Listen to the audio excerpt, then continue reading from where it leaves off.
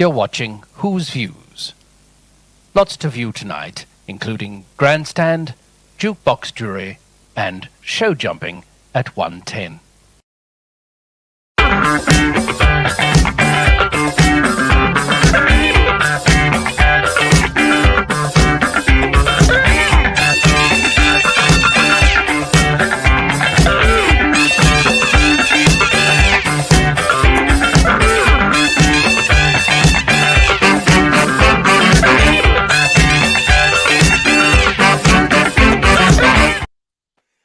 Hello everybody, welcome back to Whose Views and happy anniversary, 61st anniversary to our favourite Time Lord.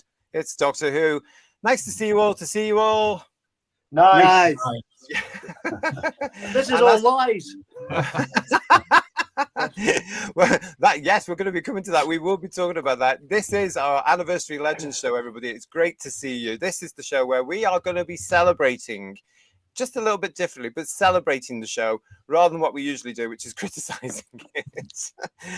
So it's good to see you. Well, as you can see, I'm here with Paul, Third Doctor Ian, I'm here with George, and I'm here with Michael. Hello, everybody. Hi. Evening.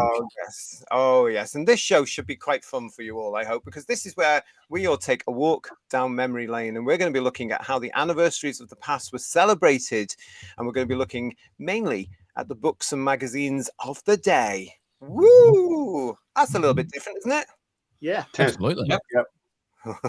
There's a lot of people joining us already into the chat, including Golden Age Geek, who's saying hello to us all. And Paul Stenford is back. That's 2 Pauls on the pullometer.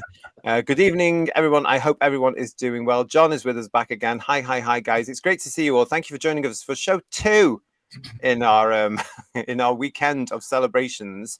Happy birthday to Doctor Who, says Bill Lowery. And Gillian, I'm so sorry, but for FFS, that music made me jump out my skin. The Legion of James is saying to us, guys, happy birthday to the Doctor. Hartnell will always be the first, the original, you might say. Isn't that true? Yes. Yes. Yes. Yes. Pertwee's the fourth now, though, apparently. Sorry. Stop that right now. Stop that right now. None of that. We're not none of that nonsense on this show. Drop the first and just say William Hartnell will always be the Doctor. Exactly. And I had a great time this afternoon, just to let you all know, because I watched the Dalek Invasion of Earth this afternoon with the late great William Hartnell, ready for our review this week for viewers' choice. So that's really good. I just want to say there is a lot of chat right now, so let's get this out of the way, shall we? Let's get this out of the way. Yes, indeed. In the last couple of hours, the BBC Studios have announced that yes, the War Games is going to be available on December the 23rd on both BBC4 and the iPlayer, and it's in colour. It's 90 minutes long, and yes, there's all this sort of stuff. So yes, we all know about it. Thank you for everybody that's telling us all about that. Yes, we know about it, but you know what? We're going to be talking about it tomorrow in headlines. You're going to have to come back and join us then, aren't you, everybody? Yeah. Yep. You see, now that's what you call marketing, BBC Studios. Absolutely. Forbidden Man's with us, guys, saying, who would have thought that this show would run as long as it has, even with the BBC trying to bring it to an end? WTF is the matter with them? They're all Philistines. That's what's the matter with them. It's something the BBC seem to do at regular intervals. They really do. We've said, this is the day we're at 65th anniversary. We are going to be celebrating this, but it comes to something when the majority of the fan base, George, is now saying, can you please take it off the air because it's embarrassing us? It's ridiculous. It's totally different to the late 80s, isn't it? But it was the other way around. Oh, yeah. Mudcrab is saying, I, for one, welcome our new Paul overlords. Like Hartnell first. Overloads as well. Yes, exactly. It is an overload, definitely. You can have too many polls, can you? Let's be honest. There we are. No, you can't. There's a lot of the chat there. But listen, everybody, yeah, come back tomorrow and talk to us about the War Games. There's a lot we've got to do, so we'll and chat about. So come back tomorrow for headlines, 8 p.m. here live on Whose Views. I just want to say thank you to Lex Kane for this super chat. Let's talk about this quickly as well, because this is celebrating 61 years of Doctor Who. But Lex has said to us here, hi, I know we're talking about the anniversary day for Doctor Who. It's true, Doctor Who, but have you all seen Whose Views panel, Captain Kirk's short film? Fantastic, isn't it? It's amazing. Incredible. I was so impressed by that, and actually sort of moved. There was something in there that was so magical. It was just incredible piece of work. And not a word of dialogue. And apparently, to the Star Trek lore, it's canon now as well. That word I hate, but apparently it's canon. What, like Dimensions in Time is for us, you mean? Shut up. Oh. He's going to have to get that in again today. Thank God there wasn't a book about it. I've not been drinking, I can assure you. Time you started. Yeah, probably. Yeah. A great question, Lex Kane. Yeah, wonderful piece there. And if you haven't seen it, I do recommend it. It really, really is. Isn't it? It is extraordinary. Absolutely amazing piece of work. But it shows you what could be done if done properly. Also over here in Doctor Who, couldn't it? Really, rather than this recoloring thing, they could do something original like they've just done with Star Trek. It's a good example of substance over style. Although, even though there is style there. Oh yeah, but the substance comes first. Style. Yeah, I mean all that drone activity and the bleeding into the footage they filmed, and all this, and extraordinary. Very, very clever. And the fact that Shatner is involved in it as well and giving it the seal of approval, as I believe Paramount was allegedly, and the Nimoy estate, and I mean just amazing piece of work. And for people that love the Captain Kirk and Spock era, I mean Captain Kirk is my captain. I have to tell you, what a giant, and I love William Shatner. So to see that, I just thought that's knowing your audience. Which is something that the BBC and Bad Wolf today don't seem to do they? They don't know the audience. It had heart. Yeah, it really did. It was, and I don't know if you've seen this, George, but there's no dialogue in this as well. The only dialogue, of course, is a clip that comes from Star Trek 2 or 3. I can't remember which one. I think it's 2. 2. And that's it. And the rest of it is just performance, and it's so beautifully done. John wants to know, is it on YouTube? Yes, it is. That's where we get to see it. And if anyone's in the link, if Kirsty or Garbage or even Problem Being are in there, can you put the link in for everybody in the chat? So I'd recommend everybody take a look at all the videos on that channel. Otoy's done some incredible work digitally restoring all the sets, the model. It's an extraordinary channel, it really is. Yeah, and official as well, because they know what they're doing there, of course. So anyway, thank you for that question, and thank you for your super chat there, Lex. So there we are. Yeah, John is ready for this. Hi, hope everyone is okay. I hope I have a small whiskey in hand. I'm glad it said whiskey. Make it a big one. Were. Matron. Ooh, so it's great to see you all. Here we go. Oh, look, Julianne's with us as well. Hello to Julianne. And Nibbles is saying, happy Doctor Who Day panel and chat. Eddie's back with us. Hello, Eddie. He said, evening. Kirsty, have a very day. What a delightful bunch of bald and non-bald lads. I was going to say, watch yourself there. Yes.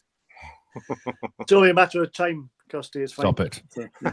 Yeah, wait till she's bald. Yes. Yeah. That will get her, I'll tell you. Garbage is saying, Michael is back again. Welcome again, Michael. Thank you. Thank you, Garbage. So yeah, there we go. Lots of discussion, as I say, there about all that in the chat there. But let's get on with our show. Come back and see us tomorrow, everybody, when we do headlines, and we'll really get into that because we're still taking in this terrible news.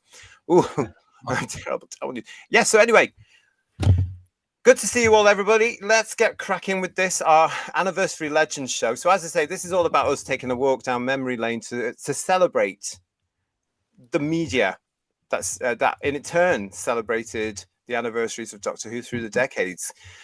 Here we are now at the 61st anniversary. We're going to take you right back to what is actually it is the first significant piece, isn't it, guys, celebrating an anniversary back in 1973. And it is, of course, the now legendary Radio Times 10th anniversary special, everybody. I mean, this thing was so mythical for years, wasn't it? I mean, look at this cover for one, everybody. A wraparound cover as we know it now. Absolutely ahead of its time, this beautiful thing.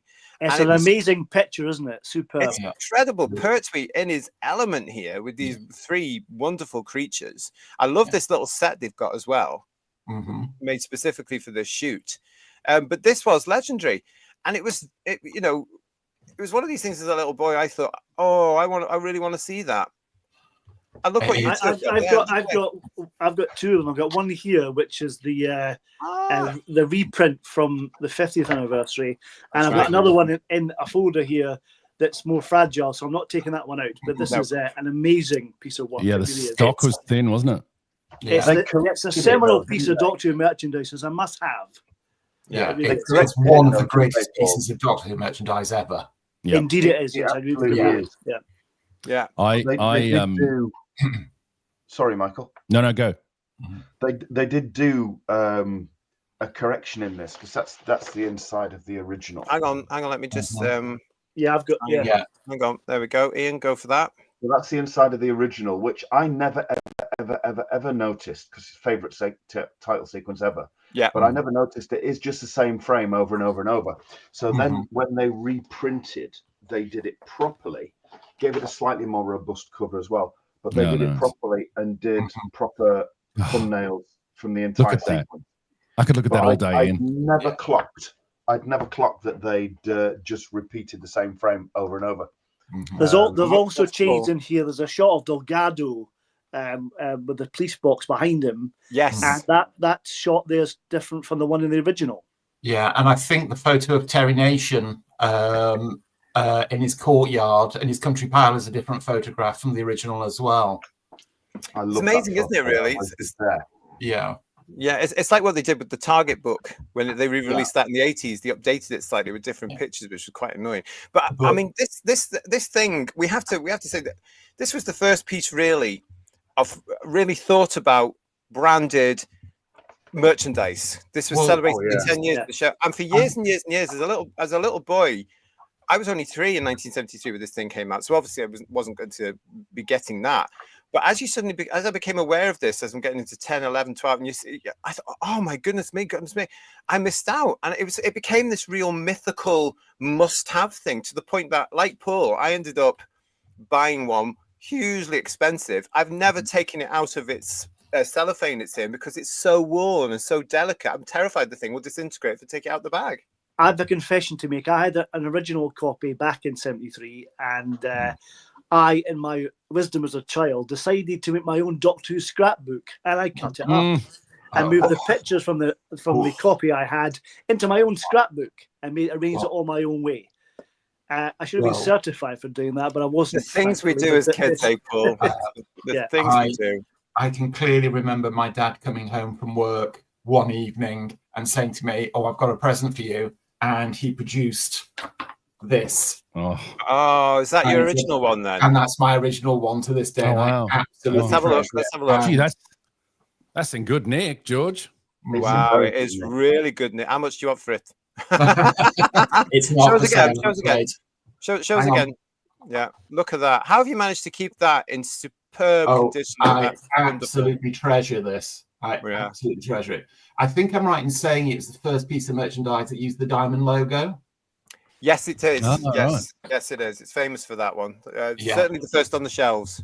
Yeah. My original copy is not bad, Nick, either. It's not too bad.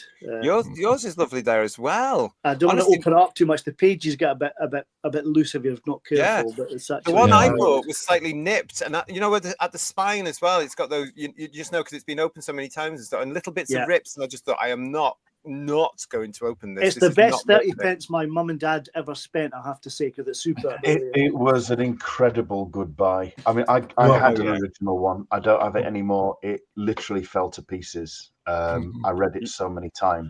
But my dad would take it to work with him and photocopy some pages, so I had extra pages to play around with.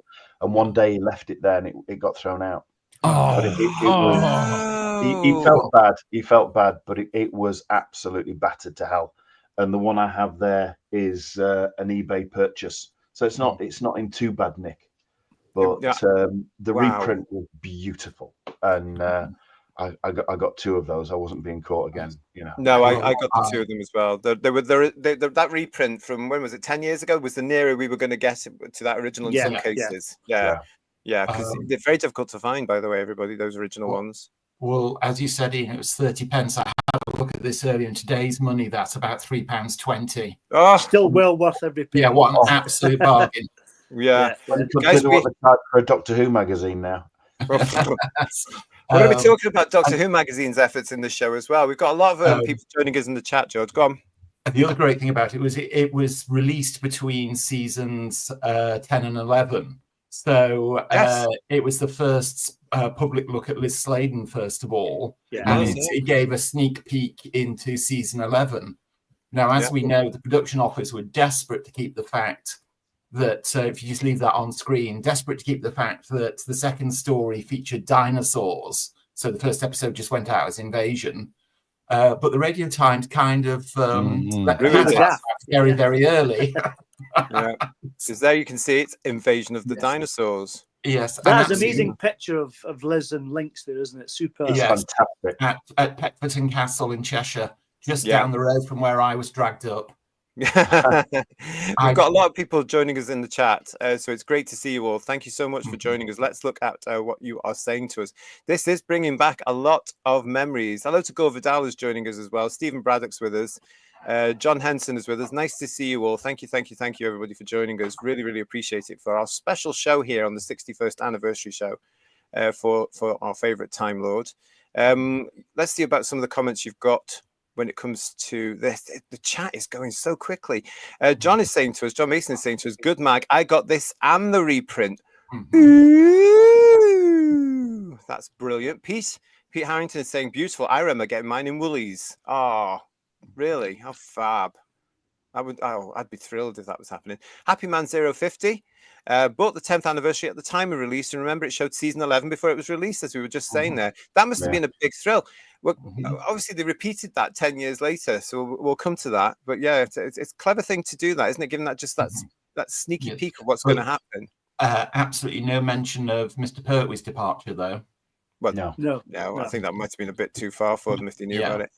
Stephen Braddock with his lovely picture there. I've got that 10th anniversary print on my wall. Yeah, it took them long enough to get that cover into a print, though. Do you remember? It must have been about 20 years before you could buy it as a poster. Yeah. One thing about that wraparound cover, as you said, JT, absolutely wonderful photo. Where are the rest of the images from that photo shoot? They didn't just take the one picture and that was it, surely. Yeah. But, well, it's like the pictures they have of all the different companions from, there's a lot of different ones of those, isn't there? Yeah, there is. I've never seen any other photos from that photo shoot.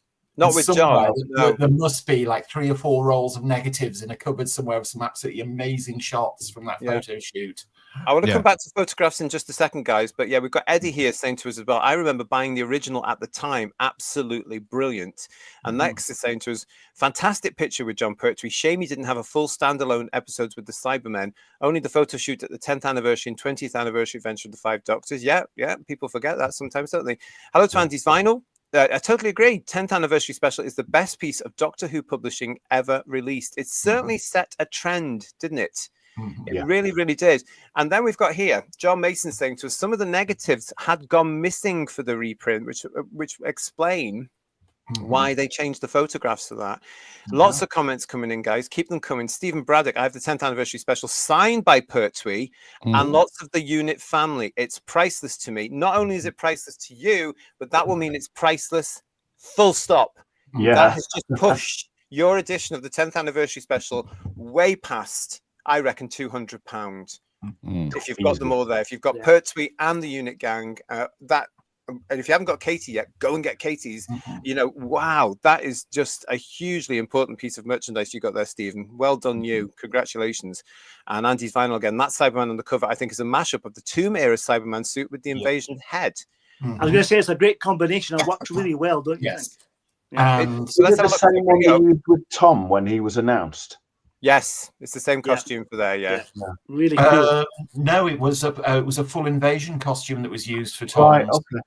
So, actually, I don't think the same suit. Was it? Mr. Balls, It was probably the same. No, I think it was an Invasion Cyberman. I think George is right. Yeah. But it was a full Invasion suit with Pat Gorman inside Pat it. Gorman. Right. Pat Gorman, bless him. I saw him in something today. What else? The 30 pieces TARDIS travels. Those were the days. And mine fell into bits too and got thrown out, says Eddie to you, Ian. Oh, Feel your pain, Eddie. Feel your pain. The other thing about that cover, in the background, you've got the little marked Daleks used in Evil of the Daleks that somebody must have found in a cupboard somewhere. They were probably up in the production office, weren't they, with all the crap, quite frankly. Julianne, hello to you. My mum bought me a copy. My nana unwittingly used it as firelighters with the evening paper. Oh, that hurts. My grandparents did that to the day of the Daleks Radio Times. I was completely gutted by that. I have to say. Those generations, they just didn't care. Paper was dirty and had to be thrown in the bin. I was told this all the time in the 70s by, why are you keeping that comic? Because it's got Doctor Who in it. Paper's dirty. Guess it's in the bin. No, I won't. Yeah. And then they'd go and throw it out when I was in bed anyway. Another one from Andy's Vinyl here. The copper-toned photos were lightened up for the re-release to show better contrast and detail. My copy is the 2003 release. It's actually strange for all of us that have that 2003 release, the reprint. That's actually worth something. Not, of course, anywhere near what the original was, but it is, because that was the limited edition as well. Yeah. You know, so it's quite weird how that worked, I found. Well, sorry, John. No, go ahead, Michael. Go ahead. No. I was just going to say, I unfortunately missed out the first time around on the account of not being here. But I got the reprint. But in Australia, the reprint is the photo of the Three Doctors from the Three Doctors. It's not that cover. And they were being sold for $10. The content's exactly the same, but it's just the cover's different, which is a bit annoying. But I really wish they were $10 each, and I wish I'd just bought a lot of them. Yeah. Oh, yeah. Well, hindsight's a beautiful thing, as we all know. The guy that keeps trying to get me into trouble is Randy Batswinger. With that name. My copy is almost mint, but cost me a fortune about 10 years ago, worth every penny. Do you know what, Mr. Batswinger? I'm with you on that one, because mine cost me a small fortune, and I don't like spending money at the best of times. So I was like this with the card, putting it over to the people that were selling it to me. And I was like, oh, yeah, so I know you're paying. It's worth every penny. What's this that you've got here, Third Doctor? I just found that in one of the copies of the. Oh yeah, yeah. There it is. I've never read it. Oh, you've never read it? No. Every effort has been made to source the original photographs, but regrettably, not all the originals survive.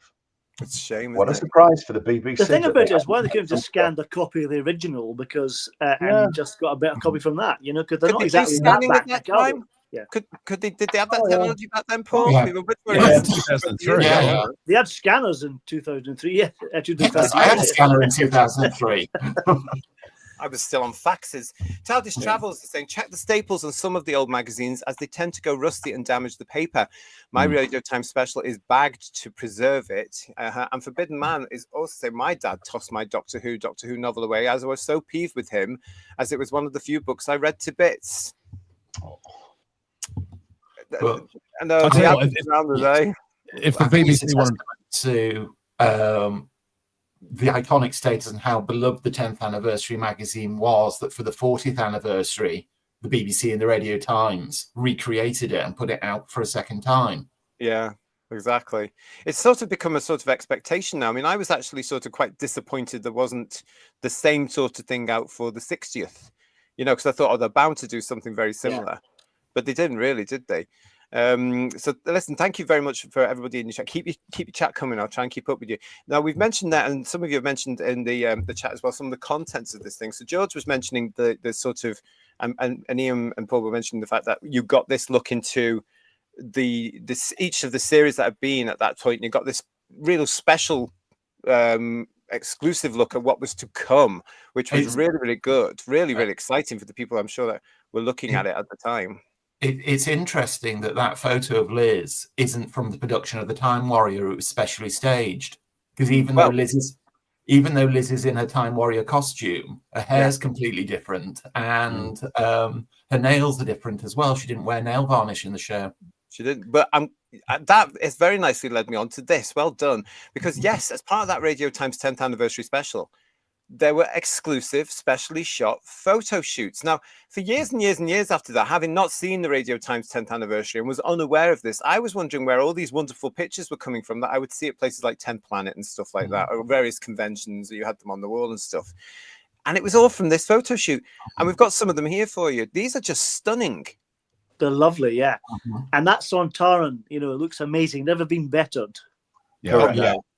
Correct. Yeah, That is the definitive Sontaran. It is. Without a doubt. But I mean, I don't know. I should have tried to research a bit harder, I suppose. But I don't know who took these. But these are so artistic as well. These are absolutely gorgeous. Oh, the name of the photographer will come to me. He did all the companion shots for the magazine and the Pertwee studio shots Is it in as the well. book? Is it in the book? Oh, I can't think of his name now. Very, very famous photographer. Is it not in the book? Did they not credit it in the special? But listen, let's have a look at some more, because it wasn't just Liz that participated. Mm-hmm. I love this one. The Drunk Yeti is incredible. I quite like that. George, are you thinking Alan Ballard? They are absolutely. Could it be him? Could it be Alan Ballard? It could be. That rings a bell, actually. Yeah. Just search down here, photographs, Alan Ballard. Yeah, that rings a bell. I think you're right, Ian. They're just wonderful pictures, aren't they? We've got some more for you here. Mm-hmm. I mean, when you consider, these are so important. But you can actually, I believe, I don't know if you still can, but you could buy these as well. I mean, I saw this one with Carol Ann at various conventions where people were handing them over, because back in the day, you took your stuff and they just paid for it. Yeah, they just signed it, rather. You didn't have to pay for it. You just signed it. And I saw that picture of Carol Ann and thought, where the hell's that from? Where is it? Now, I don't know what park it is, of course, where all these fake dinosaurs are, where they took Carol Ann. Crystal Palace. Yeah. It makes it look like she's in 65 million years BC, doesn't it, to be honest with you? And I was just thinking, when did she become a cave woman? Welsh there. Yeah, exactly. Yeah. Totally bizarre, but it's bikini, still lovely. And that one, of course, of Nick with Carol. I mean, this is so important to us now, because he's out of uniform but got his helmet, got his hat. Yes. Yeah. But no tash. Yeah. What else have I got? I've got this one as well. Now, this one I found out recently, and I'm hoping this is actually true, but they were both working at the Edinburgh Festival, and they filmed this on Arthur's Seat, and that's the Salisbury Crags. Yes. They were shot in Edinburgh. And Katie kept the maggot after the photo shoot. Fantastic. And the prop. Oh, I'm sorry. I'm just kidding. I'm just kidding. These are wonderful photographs, though, aren't they? They are. I have a soft spot. Don't ask me why, but I have a soft spot for these two. I always have. I love this one. Yeah. Particularly one on the beach. The beach one's my favourite. That's so cool. It's amazing on this one. They actually went to 2 different locations. Yeah. I mean, I'm sure they were close to each other, but the fact that they moved from one place to another to do the photo shoots. Oh, the glamour. I've seen quite a lot of different ones of the beach one with the Cybermen, and that's such a good picture. Yeah. I mean, we are just so lucky to have these photographs, because not many of us got to meet Michael Craze at all. Yes. And to see them there in this, I mean, there they are. I mean, it's just wonderful, isn't it? But could Michael Craze look any more 70s than there? I mean, particularly in the beach photo. He looks like he should be in Budgie or something, doesn't he? He does, yeah. And doesn't he look like someone's dad? Well, running Cybermen. Scary. Yeah. You read about them in the Moonbase novelization about them running across the moon's surface, or seeming to, but they're actually running there, aren't they? And those certainly look like they are. I'll tell you what, if the BBC wanted to make a quick buck, they could reprint that again and it would sell like hotcakes. Oh, God, that's in its successor, because of course we're now dealing with a load of fans that don't have either. I just want to say a huge thank you as well to Jared for getting in touch with some with some pictures that he sent of his original copy of the Radio Times, including these, which just fitted in nicely with the photographs I've been doing. This is Wendy Padbury. Again, a special shot there. There it is. I love the fact that the 10th anniversary, a load of the stars of the show came back with their memories to contribute. How wonderful. And did you know when Wendy did those photographs, she was heavily pregnant, so they had to be arranged in a way to hide a very obvious bump. Is that the space pirate she's unraveling there? I was just going to say, now we know what happened in some of those episodes. Just use that. We've got plenty of other copies. It's fine. Peter Purvis also took part.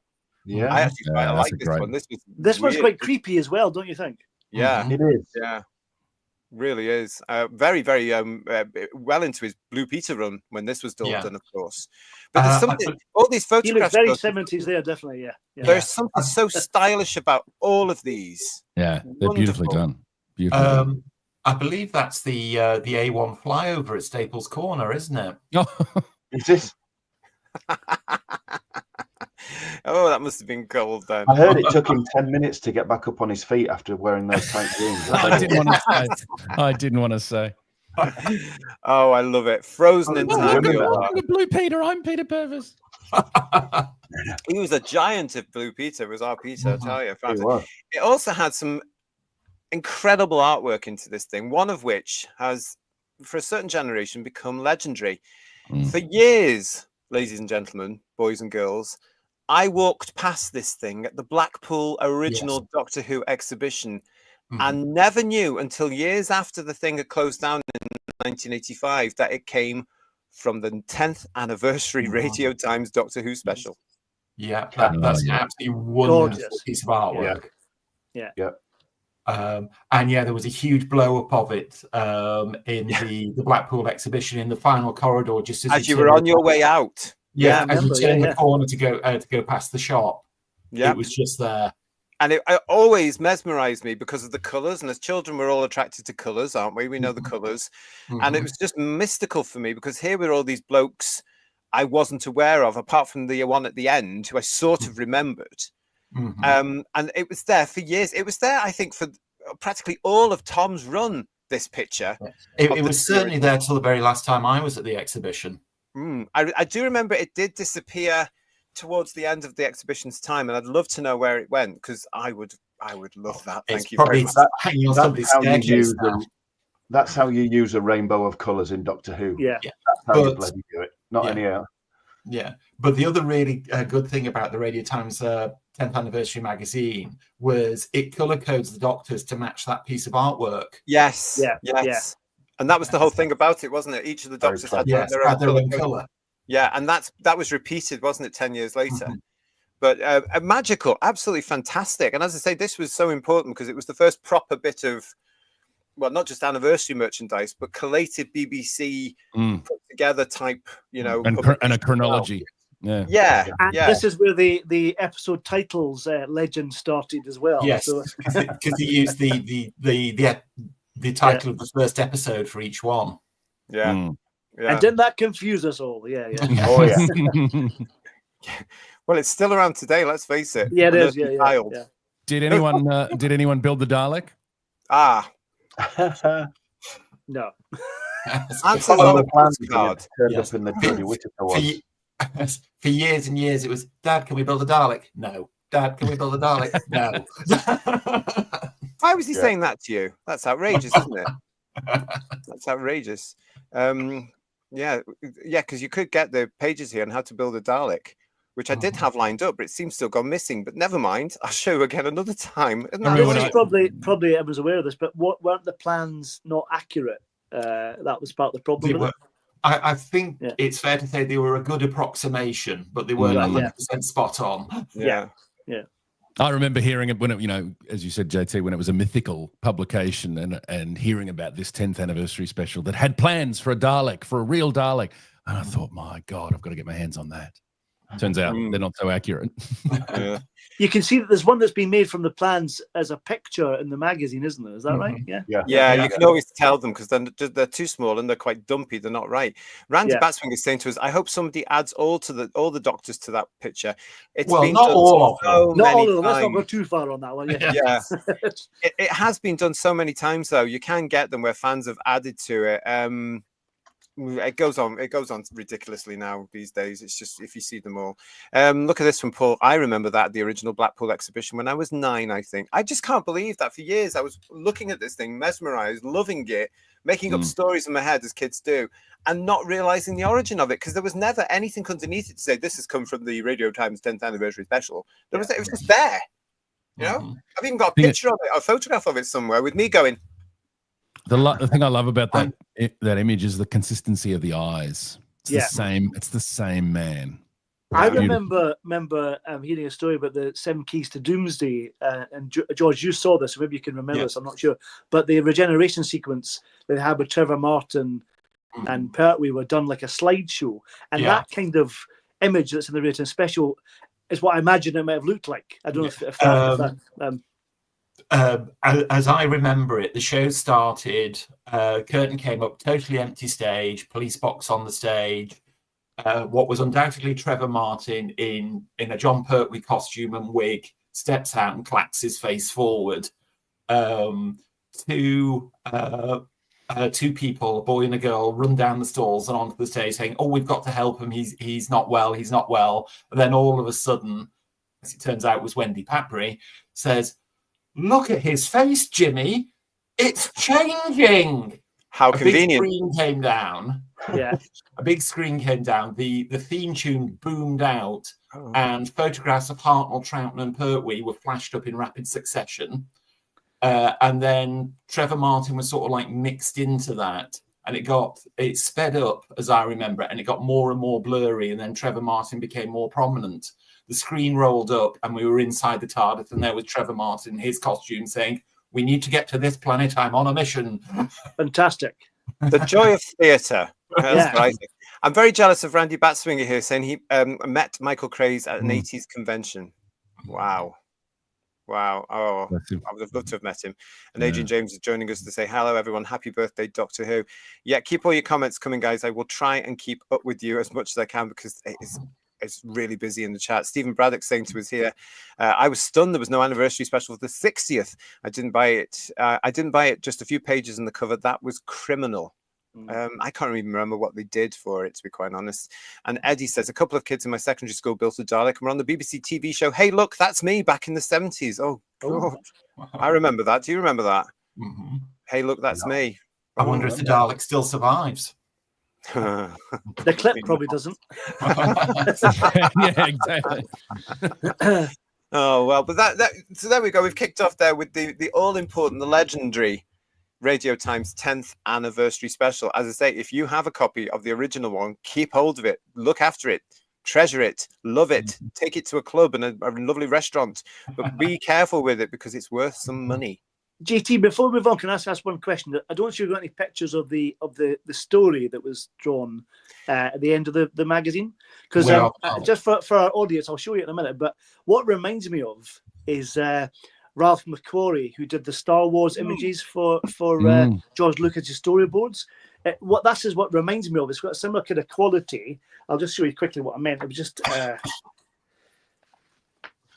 there's one with a shot of two aliens trying to remove the contents of a Dalek. This is one of them here. This is the spaceship thing. It's amazing artwork. And it reminds me of Ralph McQuarrie. I don't know if anyone agrees with that. The Star Wars. No, you're right. Yeah, it's really clever, really good stuff. Yeah, the great artwork, superb. Yeah, I love that shot at the beginning, just before the plans for the Dalek. We'll show that one. Oh, is that the one with Pertwee and Joe hiding from the Daleks? Yeah, it's absolutely. Oh, yeah. That one. Yeah. That is just incredible, isn't it? Yeah, it's lovely. Yeah. And wasn't elements of that reused in the Doctor Who painting by numbers kits that were available a couple of years later, the images of the Daleks? Apparently so. Apparently, I do remember hearing that because they had all these sort of things ready, didn't they? So they just put them into this 20p book or whatever it was. Yeah. The Dalek looks like the Palatoy box artwork. I know it's not, but it looks similar. Yeah, I know what you mean. Yeah. Yeah, you could get various Daleks around in those days, couldn't you? Well, listen, it was so successful for them, and it became mythical within years, didn't it? Really, and the BBC suddenly became aware that this thing was sought after. And do you remember the fuss when it was announced that they were actually going to do the 20th anniversary Radio Times special? I remember being so excited when Doctor Who Monthly announced it. Yeah. And it was just a case of like, oh my God, we're going to get our own version of this thing. But I think another motivator to do another one when it came to the 20th anniversary was the 10th anniversary was a huge financial success. It was a massive seller. Absolutely. And why wouldn't you? There was a market there for it. And this thing, I seem to remember, was absolutely everywhere in 1983. You know, look at this. It was £1.50. The cover was not as imaginative as its predecessor. No, it's not. No. Which is a shame, really. That's the Dalek that was in the Doctor Who experience at Madame Tussauds in London. Tussauds, that's right, even that was inaccurate. I've got a picture of me with that, but you're not getting to see it. And it's the same Dalek that was the Supreme Dalek in Resurrection, wasn't it? Yeah. With the funny skirt dimensions at the back. Yeah. Totally inaccurate. And still Destiny, today, I believe. But this was the run-up, of course, to the Five Doctors. Ta-da! Lovely picture there. I had to throw that one in, guys. I had to. I just love it. I've been waiting for months to use that one. But there they all are there from the public. Yeah, so this was the Radio Times 20th anniversary special. It was released in 1983, of course. And it did follow, didn't it? What had been before, including this. Yeah. Was this from the story about the Doctor on Gallifrey with Susan and all that kind of stuff, right? By Eric Sayward, is it? Yeah. And the Master. Right. Yeah. Which in itself became controversial, didn't it? But nobody likes to talk about it these days because of it all. But I mean, it followed the pattern, didn't it, of the 10th anniversary special? It was all color coded for the Five Doctors. It included that look at season 21, which we knew at that point was going to be very, very important because a certain Mr. Colin Baker was taking over at the end of the run. There was excitement around the fact we were going to get to see him an adventure before we usually did. So that was different. And then we saw it. But I don't know. I mean, my reaction to I devoured it. I so loved it. Even the very beginning of it with all the title sequences, again in homage to what had gone before 10 years before. I still look at that and remember the feelings I got as a kid going, wow, look at all that. It's amazing. I read this thing to death. I mean, my original completely disintegrated over the years because I read it and read it and read it and read it and read it.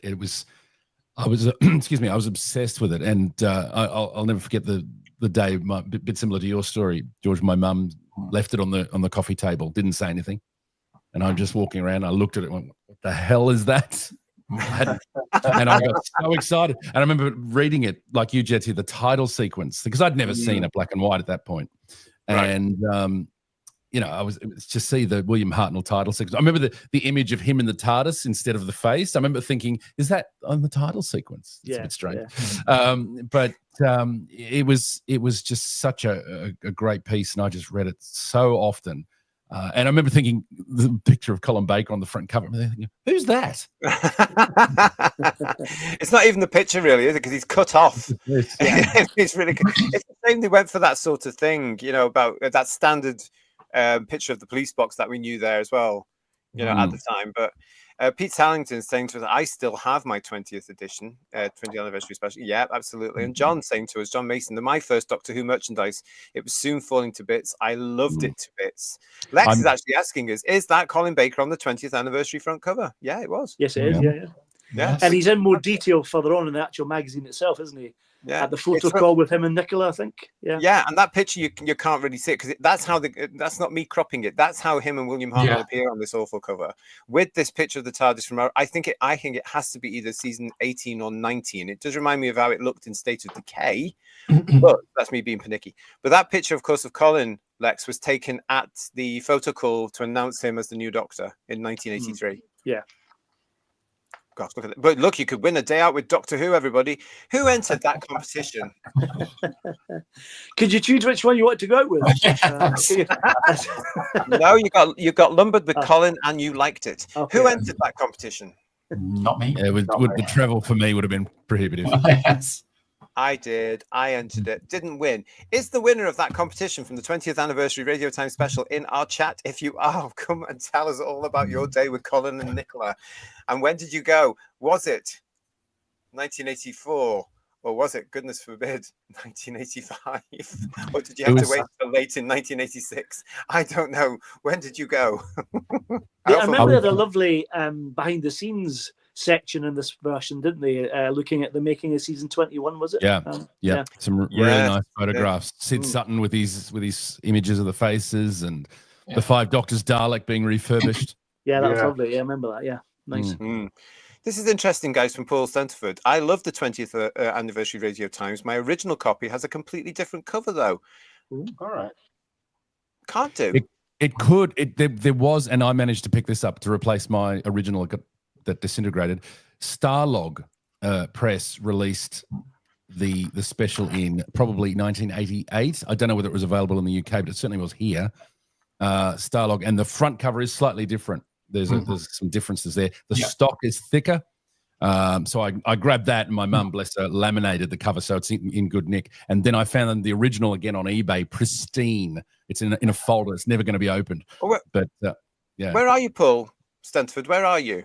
That might explain if you've got a completely different cover.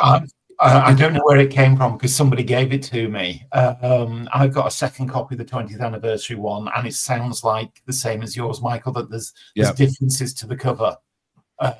It's not identical. It's printed on a different paper stock as well. Yeah, that's right. It's thicker, and the headlines on the front cover are slightly different. They're coloured writing on black. How interesting. I'll see if we can find it. It's interesting that they altered it slightly for foreign markets then, really, isn't it? Or maybe it was to do with conventions as well, knowing John. Or we'll have to have a version of this. Was there an American version that was done as well? Well, I think this might have been it. Starlog. That's going back a bit. Stephen Braddock, I still remember buying this in my local newsagent for £1.50, which was a lot back then. Wasn't it just? I remember the fuss with my mum. £1.50. £1.50. I mean, she bought it for me, no problem at all. But there was the guilt thing going on there for a little bit while. It's £1.50. It's special. It's going to be never ever. I'm going. I really want it. Happy days, Who viewers. Absolutely happy days. What else we got here in the chat? That blue Dalek is great, says Steve Hinley. Go and sit in the corner. Really wasn't. When you saw it up front, it was horrible, really badly put together. But nice colour, but badly put together. And Marjorie, hello Marjorie. The 20th anniversary cover is god awful. No one's going to argue with you. There you go. Colin is the boss, says Steve Hinley. And Graham's joined us. Hello, Graham. Even everyone just back out from a bite to celebrate the wife's birthday as well as Doctor Who's. Oh, well, happy birthday to your Mrs. Mrs. Graham. Happy birthday to you. Hope you are well. Hope you are well. Let's have a look at this from Michael, who's just found us what you're talking about here, haven't you? Yeah, that was the Starlog version. Oh, you can tell it's foreign. Look at the way they spell colour. Wrong. Yeah. It's distributed by Starlog Press. I mean, is that the one you've got? Look, Colin's mine's a bit further up to the expense of William. That was the second one I got to replace the one that disintegrated. And interestingly enough, the original in Australia didn't have Radio Times because we didn't get Radio Times. No. But other than that was the only similarity. But yeah, so I managed to get this, and then I found the original again on eBay in, as I say, pristine condition, and I lapped that up. But wow, yeah, a bit of a redecoration there, but I don't like it. So, do we know how much they go for on eBay at this point? Not yes, as much we do. The, I'm glad you've asked that because yes, we do. we do know. Good. I'm glad I don't know waste your information. That's good. A pristine copy can go from anywhere from £90 to £120. Really? Wow. The 20th anniversary one? Yeah. Really? Yeah. Wow. Yeah. I mean, I can well imagine that for the 10th anniversary one. I thought the 20th anniversary one would command a more modest amount than that. I think, well, no, I'll come to what I found out there. If it's in good condition, you can get that one. But I think it's probably just because people would be desperate to have it for a collection. Yeah. Because we're talking about Doctor Who collectors here. Well, so I think, however, I've never actually seen them at the secondhand comic fairs. Yeah. But again, got to bear in mind it's now 41 years old. Yeah, true. Oh, shut up! Stop that right now. Okay. Yeah, George, come on, man. I'm so emotionally attached to it, says John Mason. I love the cover. Sorry, chaps. No, if you love it, you love it. No, me too. No, John, don't apologize. That's one of my seminal pieces for me. It's don't apologize. What else we got? Graham, you're very welcome. Graham saying thank you for saying happy birthday to his missus. Gosh, there's loads in here.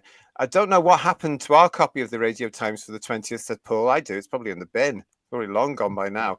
But the stock was very fragile. It was. Yeah. But this was this was an addition, wasn't it? This was, of course, a Radio Times special. But do you remember the fact that not only were we excited about the fact that the Five Doctors was on the way, not only were we excited by the fact that you got a Radio Times special, but the Radio Times, for the first time in ages, gave the Doctor the front cover of the actual Radio Times. This is now again legendary.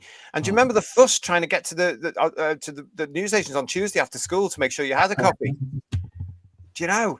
I mean, I couldn't sit still in 1983 that day because the Radio Times that's there. The Radio Times that's there. I've got to go and get it. Don't want to miss it. And there it is. The now famous Andrew Skilleter front cover, a piece of artwork, which was used for other things after this. But this was a really important moment for us all, wasn't it? Yeah. I do wonder why subsequent releases of the Five Doctors on home media have changed the artwork, because why would you? I mean, that's perfect. Yeah. Apparently Mr. Skilleter's tweaked it himself over the years because he can do Tom a bit better, or he can do this a bit better, or something like that. But I like the original. Richard Herndl does look like he's reaching the end of his patience there, doesn't he? Just take the photograph. Yes. But the thing about this is, with the article that came with it and your Radio Times 20th anniversary special in the house that week, this set you up for the anniversary. So I was so excited about this. I hadn't seen this much marketing or publication around me ever at the same time, because the Five Doctors book I'd also got, because that had come out a couple of days beforehand. So I had a little collection here of Five Doctors 20th anniversary stuff. And I think, I obviously wasn't alone. I think that's why the 20th anniversary, for those of us that were there of a certain age, is so special to this day, and why it's held in such high regard. Because actually, and you don't hear me say this often, Who viewers these days, they got it right. Yeah. They got it right. Okay, the Target release came out a couple of days early. Who cares? They got it right. A Radio Times special, a Radio Times cover, the Five Doctors paperback, the thing on the television, the amount of coverage it was getting on things like Blue Peter. They got it right that year. And it was, everybody knew about it. Everybody would just come off the back of Longleat, which had made the news. All this sort of stuff. There was a new Doctor on the way. Man, I just thought it was incredible. And what a way for the BBC to celebrate with a Radio Times. And the thing I loved about, as a kid, about the 20th anniversary special magazine was that it chronicled everything. I could see, okay, these companions belong with this Doctor. These are the stories. This is the chronology. That was the first time I was aware of the entire picture, as it were. Do you guys remember anything of this? Well, I drifted away from Doctor Who a bit by the time the Five Doctors rolled around. But for obvious reasons, I was interested, and yes, I got the 20th anniversary magazine. I bought the Radio Times, and I still got the copy, and all that sort of stuff. And I wallowed in the nostalgia, and for me, the absolute joy of seeing John Pertwee and Elizabeth Sladen back in it, and that really made it for me. I was deeply disappointed that Tom didn't appear, and the consolation prize was seeing a few brief clips from Sharda, which at that time, nobody ever thought would see the light of day. It was consigned to a vault somewhere, never to be seen publicly. So that was sort of like the consolation prize there. But I do remember the hype for it all, but I don't think I was as engaged with it as a lot of other people were. I remember when the Five Doctors trailer was on, and they had, at the end of the trailer, they had an advert for the anniversary special for the actual magazine itself, which was absolutely fabulous to see that in the actual trailer. But the thing that stuck in my mind was the Blue Peter, when Richard Hundle turns up to do his second appearance on TV as the first Doctor, and he was loving it. It was superb. Yeah, he was so in character, wasn't he? He was and all credit to him. He was loving every single minute. Yeah. And all credit to him. God love him. I still have my copy of the Radio Times special, says that Cedric. Nice to see you, that Cedric. Thanks for joining us. And thankfully, says Julianne, Nana didn't get near this anniversary copy. Actually, Paul, just leading on from what you just said, I can remember going back to the 10th anniversary magazine when the episodes of season 11 were broadcast. At the end of that, you would get the announcement with a photograph from the 10th anniversary magazine saying, just to remind viewers, the Radio Times Doctor Who magazine special is now available in your local newsagent. Happy days. Can I ask you a question, George? You may remember this. This is a memory I have, and the actual thing doesn't exist in the archives, I believe. There is a Pebble Mill that was done with Troughton and Pertwee that was shown before, the year before. So it was for the Three Doctors, really, before you got the anniversary one that was done with Patrick Troughton on his own. Yeah. But I remember seeing this because I was off sick from school, and we watched Pebble Mill with my mum having a bit of lunch, soup or something. And this was on Pebble Mill. It was Troughton and Pertwee in character, in costume, doing what McCoy and Pertwee do on the season 25 box set when they're fighting in the TARDIS and mucking about. Do you remember that, or am I misremembering that? I've got a memory of something like that. I couldn't say if it was definitely Pebble Mill at 1, but there is something floating around in there somewhere that sort of matches up to that description. So I think it definitely existed at some point. It could well have been Pebble Mill at 1. Yeah, but apparently it has been junked. What a surprise! Yeah, but it makes sense because doesn't the solo interview with Patrick Troughton on Pebble Mill at 1? I seem to remember I can't remember her name. The lady that interviews him says, "Welcome back to Pebble Mill," doesn't she? Oh, right, maybe she does, he'd been there before. Yeah. I'd heard about that Pertwee and Troughton interview. I thought it was Pebble Mill. I'd heard about it because it'd been referenced a couple of times in some publication or other. But I think it said at one point in it, Troughton did an impersonation of a Dalek. Yes, that's the one. Yeah. With pulling his jacket up and sticking his arm out or something like that. So they may have come not straight from the set, but they may have been filming at some point. Three Doctors, if it was the same sort of time, maybe, who knows? But but they would have had to have travelled because Pebble Mill was at the BBC Birmingham. It was, yeah. They managed to get Troughton on Pebble Mill, and then they had an evening show as well. Do you remember they did a short-lived evening version of Pebble Mill at 1? But they managed to get him up there quite a bit, considering he didn't like to do the interviews with anybody else. Well, there's a story attached to that. Apparently, that Pertwee encouraged him to go on a jolly to some factory, a suitcase making factory, and he got him into. They got drunk at the behest, having lunch with the CEO of the factory, blah blah blah, and that got him into going round for different freebies or different opportunities. Good luck to him, But, that's right. Yeah, he said, they got luggage, didn't they? They got free luggage. Yeah. That's right. Do people do this for you often? And John's, exactly.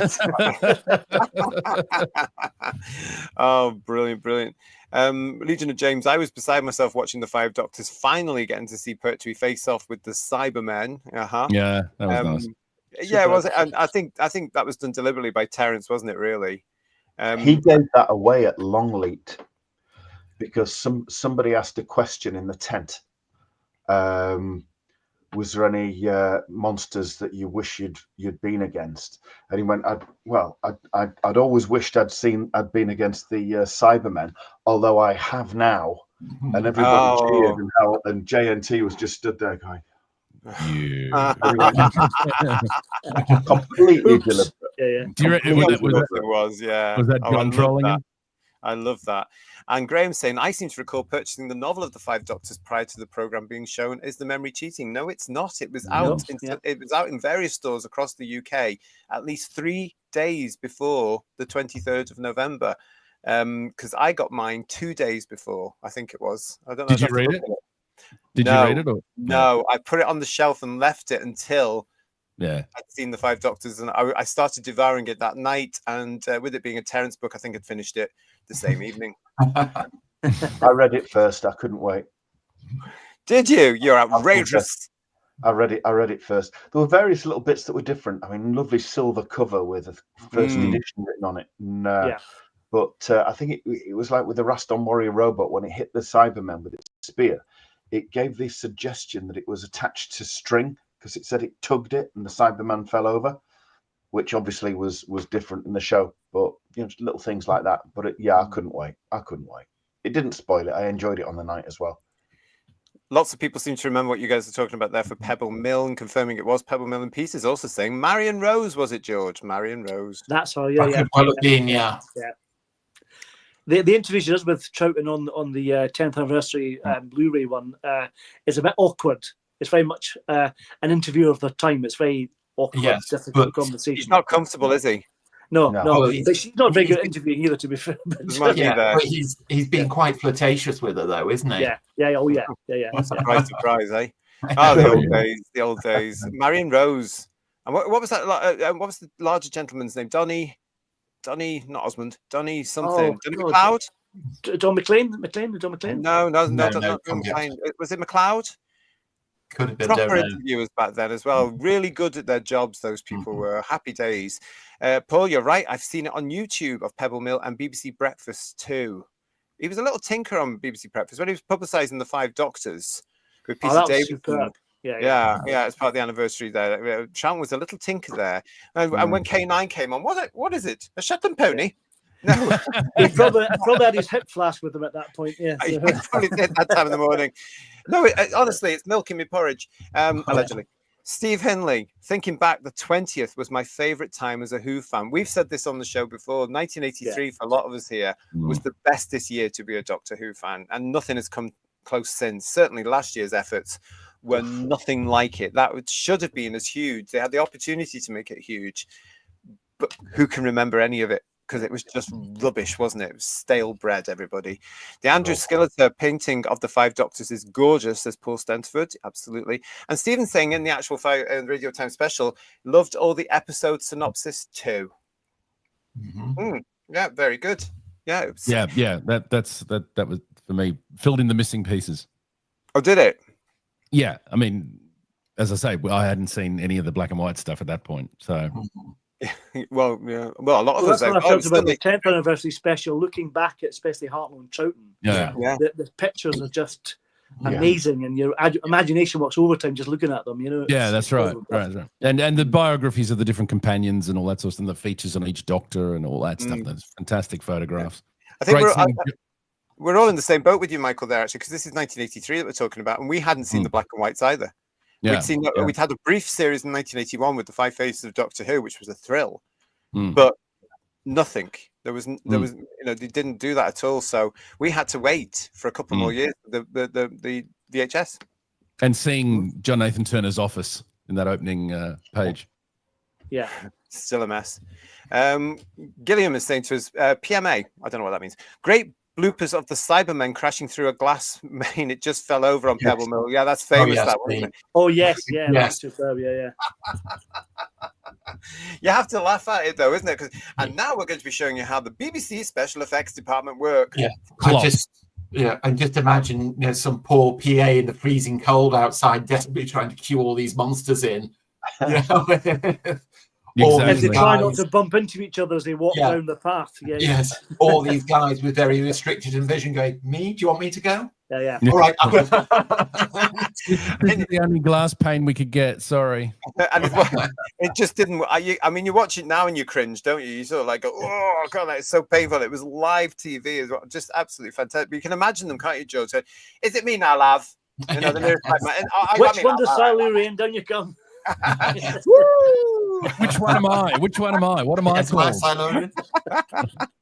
And actually, the guy who was the Silurian adopted a very unusual walk. He was like doing a walk down with it. Maybe that was the string you were talking about, Paul. Yeah. Julianne is saying to Pebble Mill, blimey, didn't they film the Horror of Fang Rock there? Not at the same time, though. Not at the same time. Yes. And the legend is, of course, that people like Louise Jameson and stuff will tell you that the reason it was so good and it looks so good is Pebble Mill was so thrilled to get Doctor Who. The staff really went for it to say, look what we can do. Happy times for them, I'm sure. And Tom did a Pebble Mill appearance once with a monster lineup as well. And that's on one of the DVDs or the Blu-rays. I think it's on season 15, I think. Yeah. I have seen it. Was it on a DVD as well? Because I've seen it. Yeah, I think it did on DVD first. But there's a big monster lineup where all the props were dragged out of storage and dusted down. Yeah, forever. They still do that today. I remember that I was so excited as a child, as Paul's telling us, that when the 20th anniversary came around to see a full 90 minutes of Doctor Who in one go, That was the other part of it, wasn't it, guys? When the production office said, "Oh, it's going to be 90 minutes," I think we all wet ourselves, going, Yeah. Wow, that was the biggest thing at that point, wasn't it? The longest that we'd had it, apart from we can't look at the repeats, but that was amazing. What a thrill that was. Over here that night, I seem to recall we were watching repeats of Robots of Death, and then the news. Oh, shut up! You stop saying that.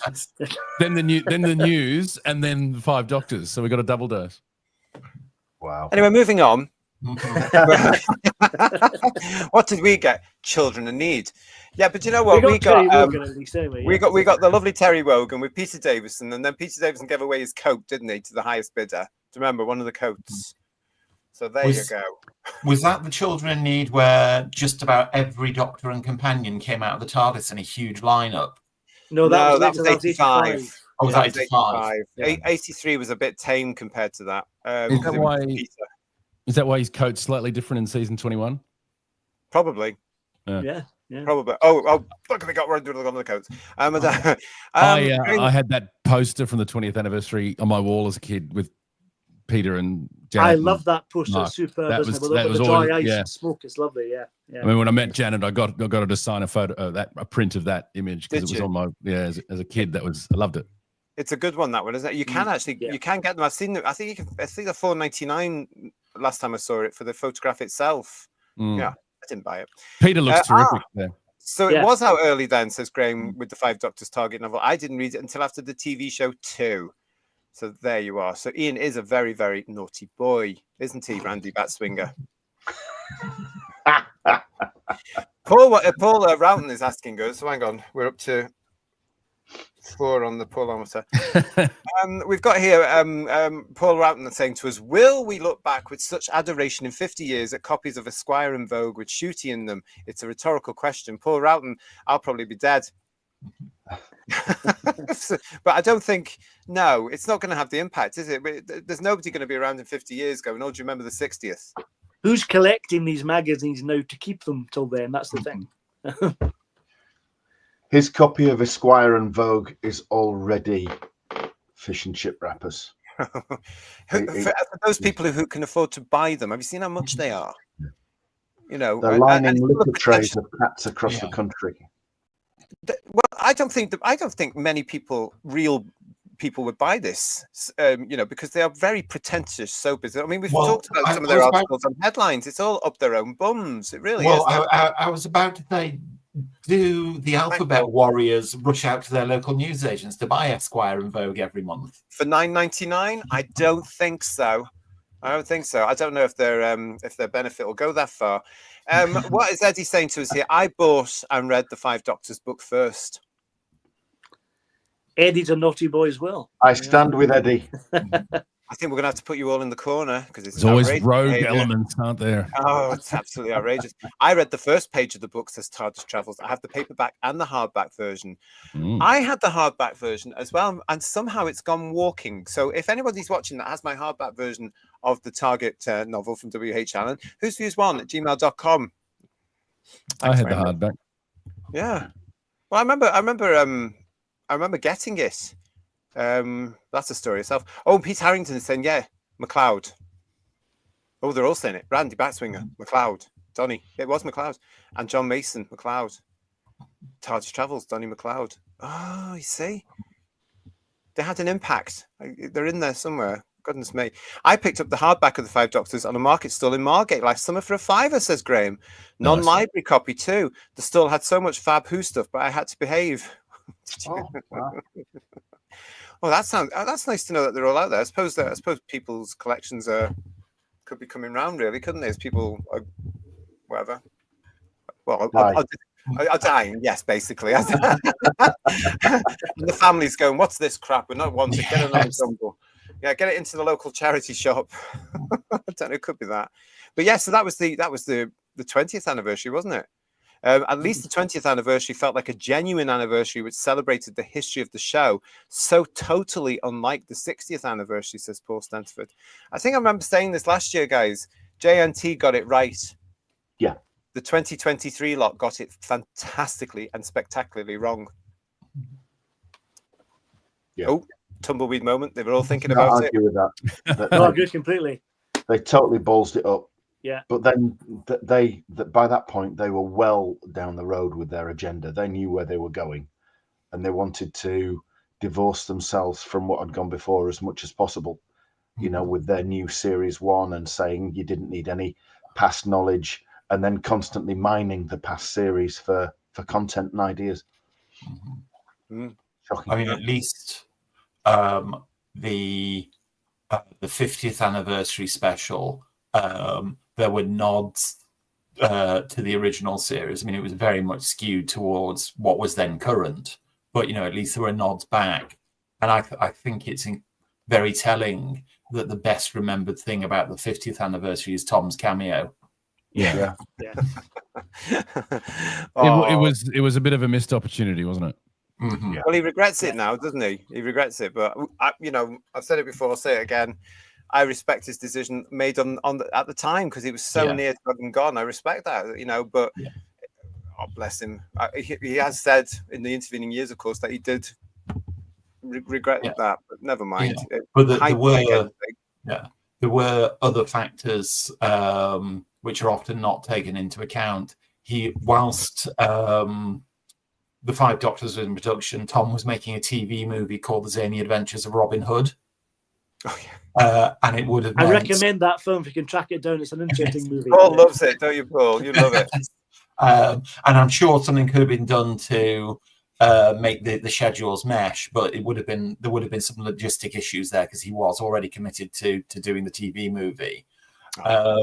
And at the time, he and Lala's marriage had just ended, so maybe he wasn't in the right space to think about, I'm going to go back to Doctor Who. I do understand it. I do understand his perspective for not wanting to do it. I mean, you've been associated with something for that long. You're trying to build continue a career and establish. And you don't want to go back to something that you've just left, essentially. But the painful part was the Tom Baker years, as you said, JT, where he says, "Oh, I declined the opportunity," and he just looks at the barrel. Silly, really. Tom can sometimes be too honest, can't he? Yeah. I mean, It's heartbreaking. The one thing I do remember about the Five Doctors in the build up to it was Tom got far more press attention for not appearing, or everybody else got for appearing. It's true, and ironically, that probably wound him up, because that's what he wouldn't have wanted at the time, because he was trying to. I hope they paid him a fee for using his waxwork, though. That would be interesting. I just lament that we never got a scene with Tom and John. I mean, could you imagine? I know the set would be tense, but for me, Tom and Pat Troughton. Yeah. We will never know now, sadly, will we, everybody? Steve Hindley saying to us, "I'm currently on a plane on my way to Chicago." There you go now. That was what Davison said to Wogan on Children in Need, because it was pre-recorded, of course, around that, because he was on the way to that infamous Chicago convention with all 4 Doctors, the one that we've never recovered from here in the UK as Doctor Who fans. Because when we got to see the pictures of practically everybody that was living at the time there, and then the 4 Doctors on stage together, we never got that in the UK, ever. It was just incredible. Oh, I'm still bitter. Can you tell? That footage of that's just been uploaded to YouTube, by the way. Yeah, it's quite a lot of it. Yeah. Yes. And America got to watch 5 Doctors before us on the day. Can we not? We're getting too much now. It's getting too much. I think we did too. I think we did too. Shut up. Yeah. We you paid for the half pizza the thing. robots to death. You're just being greedy now. We paid for half the thing. Come on. Yeah. So you say. They butchered the 5 Doctors years later, but clunky cliffhangers on BBC Two, says Pete Harrington. On the other side, though, TARDIS Travel saying, "I enjoyed the episode version of the 5 Doctors repeat the following year." The cliffhangers are a bit interesting, aren't they? The Master coming down the stairs. Join us next week. Will he make it to the bottom of the stairs? The killer stand of stairlift appears. Yeah, that is quite Anthony Ainley, though, Michael, isn't it? That will he make it to the bottom? Creep. I love that. That is absolutely. Oh, I like this from Graham. "I've told my wife that if anything happens to me, to contact Who's Views to distribute my annuals, books, and DVDs. Don't worry, there is no Gatwick or Whittaker. That's fine. It's who'sviews1@gmail.com. Not that there's anything in the I love that avatar. I love that avatar. It's brilliant, isn't it? yeah. There is a very similar photo of Pertwee like that. Yes, there is. I think we've used it on the show, haven't we? In that new lot stuff. New Who showrunners have completely cocked it all up. It's terrible, says Paul Richards, and Eddie's on the same line, saying the 60th anniversary was a slap in the face for Doctor Who. Yeah. Nothing's going to beat, even though they might argue against me, certain people argue against me, nothing's going to beat 1983, because not only did we get all those beautiful things we've just talked about, not only did we get this massive and still wonderful celebratory TV story, but there was something else that arrived in 1983. And by God, I was so excited about it. Because this was the year of the Doctor Who Technical Manual, everybody, by Mark Harris, by Seven House. Look at that. Look at this. Can I just say, this was my very first piece of merchandise. The very first thing I ever got. This thing was around there. It was published in 1983 and presented as part of the 20th anniversary celebrations. It was around for years. I remember still seeing this in the 90s. It was never updated, although part of me does think it actually, what's it? Well, it was published and it gave precedent for the Dorling Kindersley set of books that came around with the new version of Who, where they had these sort of Dorling Kindersley do all those wonderful books where they do all these arrows and stuff and say this is this, you know the ones. They've done everything from factual things to all the non-factual things in fiction. I think this was but let's have a look at this. This is the infamous Doctor Who Technical Manual, which looked great in the Blackpool exhibition shot, by the way, because it was sort of shone in the lights. It's an amazing cover. I love the cover. Beautiful. But I have to ask the question now. This is the TARDIS Master Control console for Type 40, and as you can see, this is the one that is blatantly used in the 20th anniversary season. Because it also has that little diamond thing from Arc of Infinity, the recall circuit. All right. So that was great for when you were building your own TARDISes for your Dennis Fisher Doctor. Not that I ever did. But anyway, great yes, for the panel. Yeah.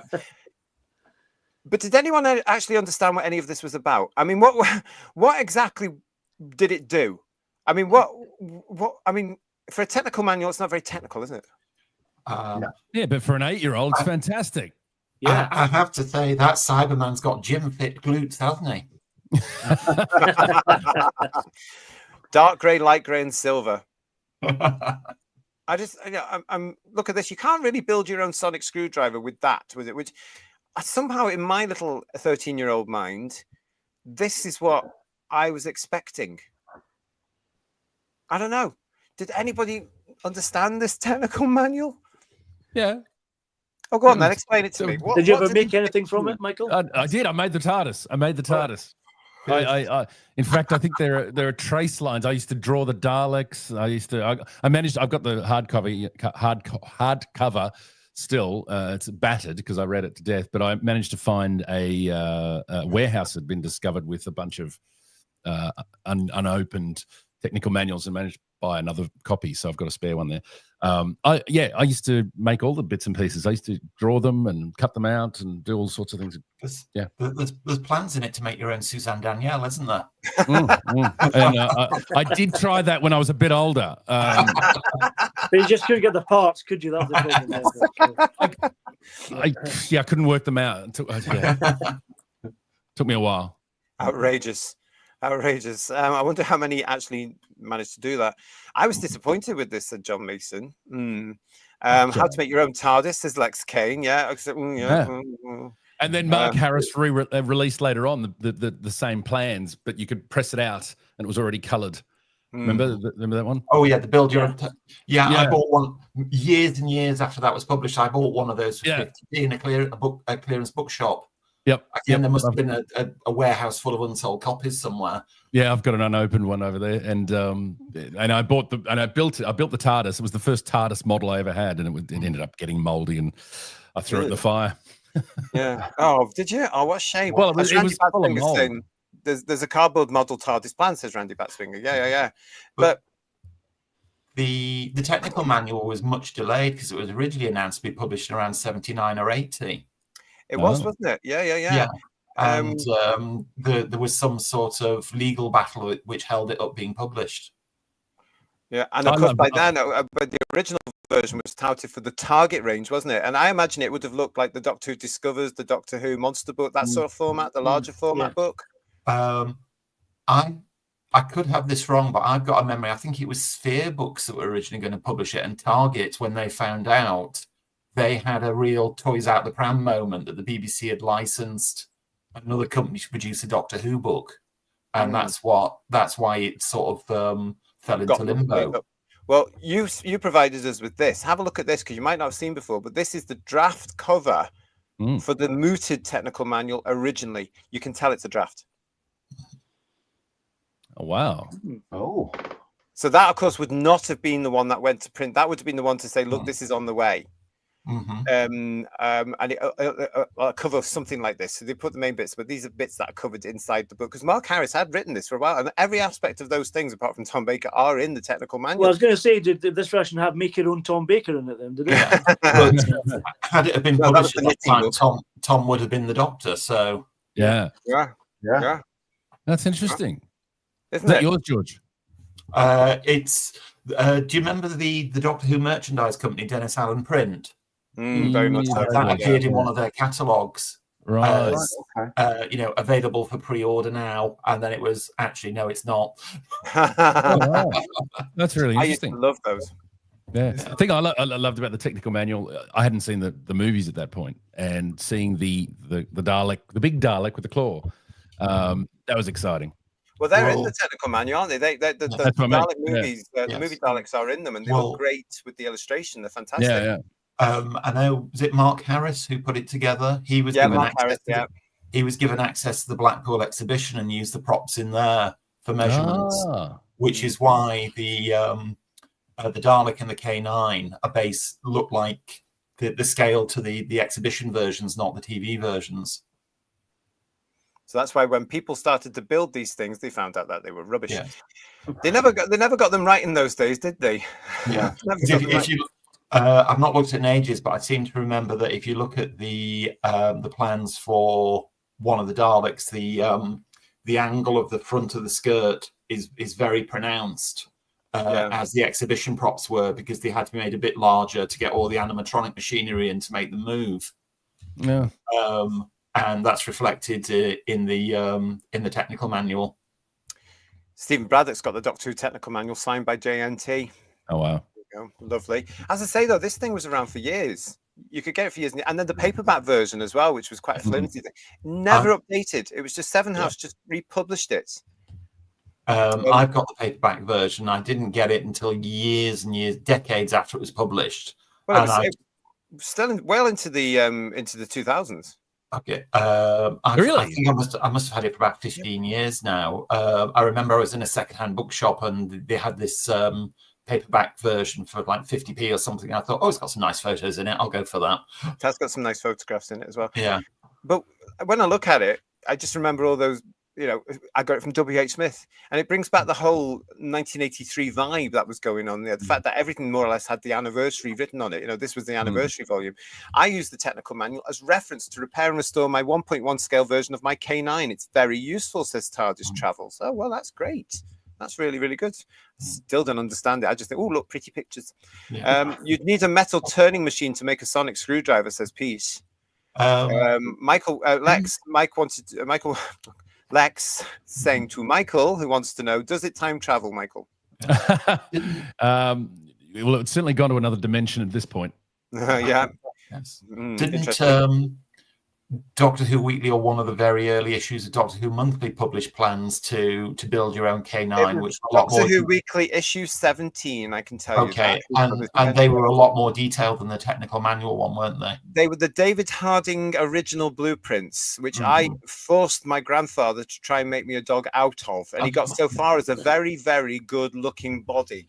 And then when it came to the head, he sort of got, we'll come back to this, son. We'll come back to this. I had it for about 15 years. Yeah, he cut up bits of wardrobe and all sorts of stuff. Because my grandfather was a fantastic carpenter. He was old school, everything, and he was a great carpenter. But the body was so exciting. It was the right height and everything. I thought, okay, we're going to do the head and the neck now. And he looked at it and he went, obviously. And we never got it finished. Never got it finished. I made the TARDIS, but David Tennant nicked it, said Mark Greaves. Right? Did he we really? need more information about that, Mark. Yeah, what's going on there? Did you call the police? I would have done. Yeah.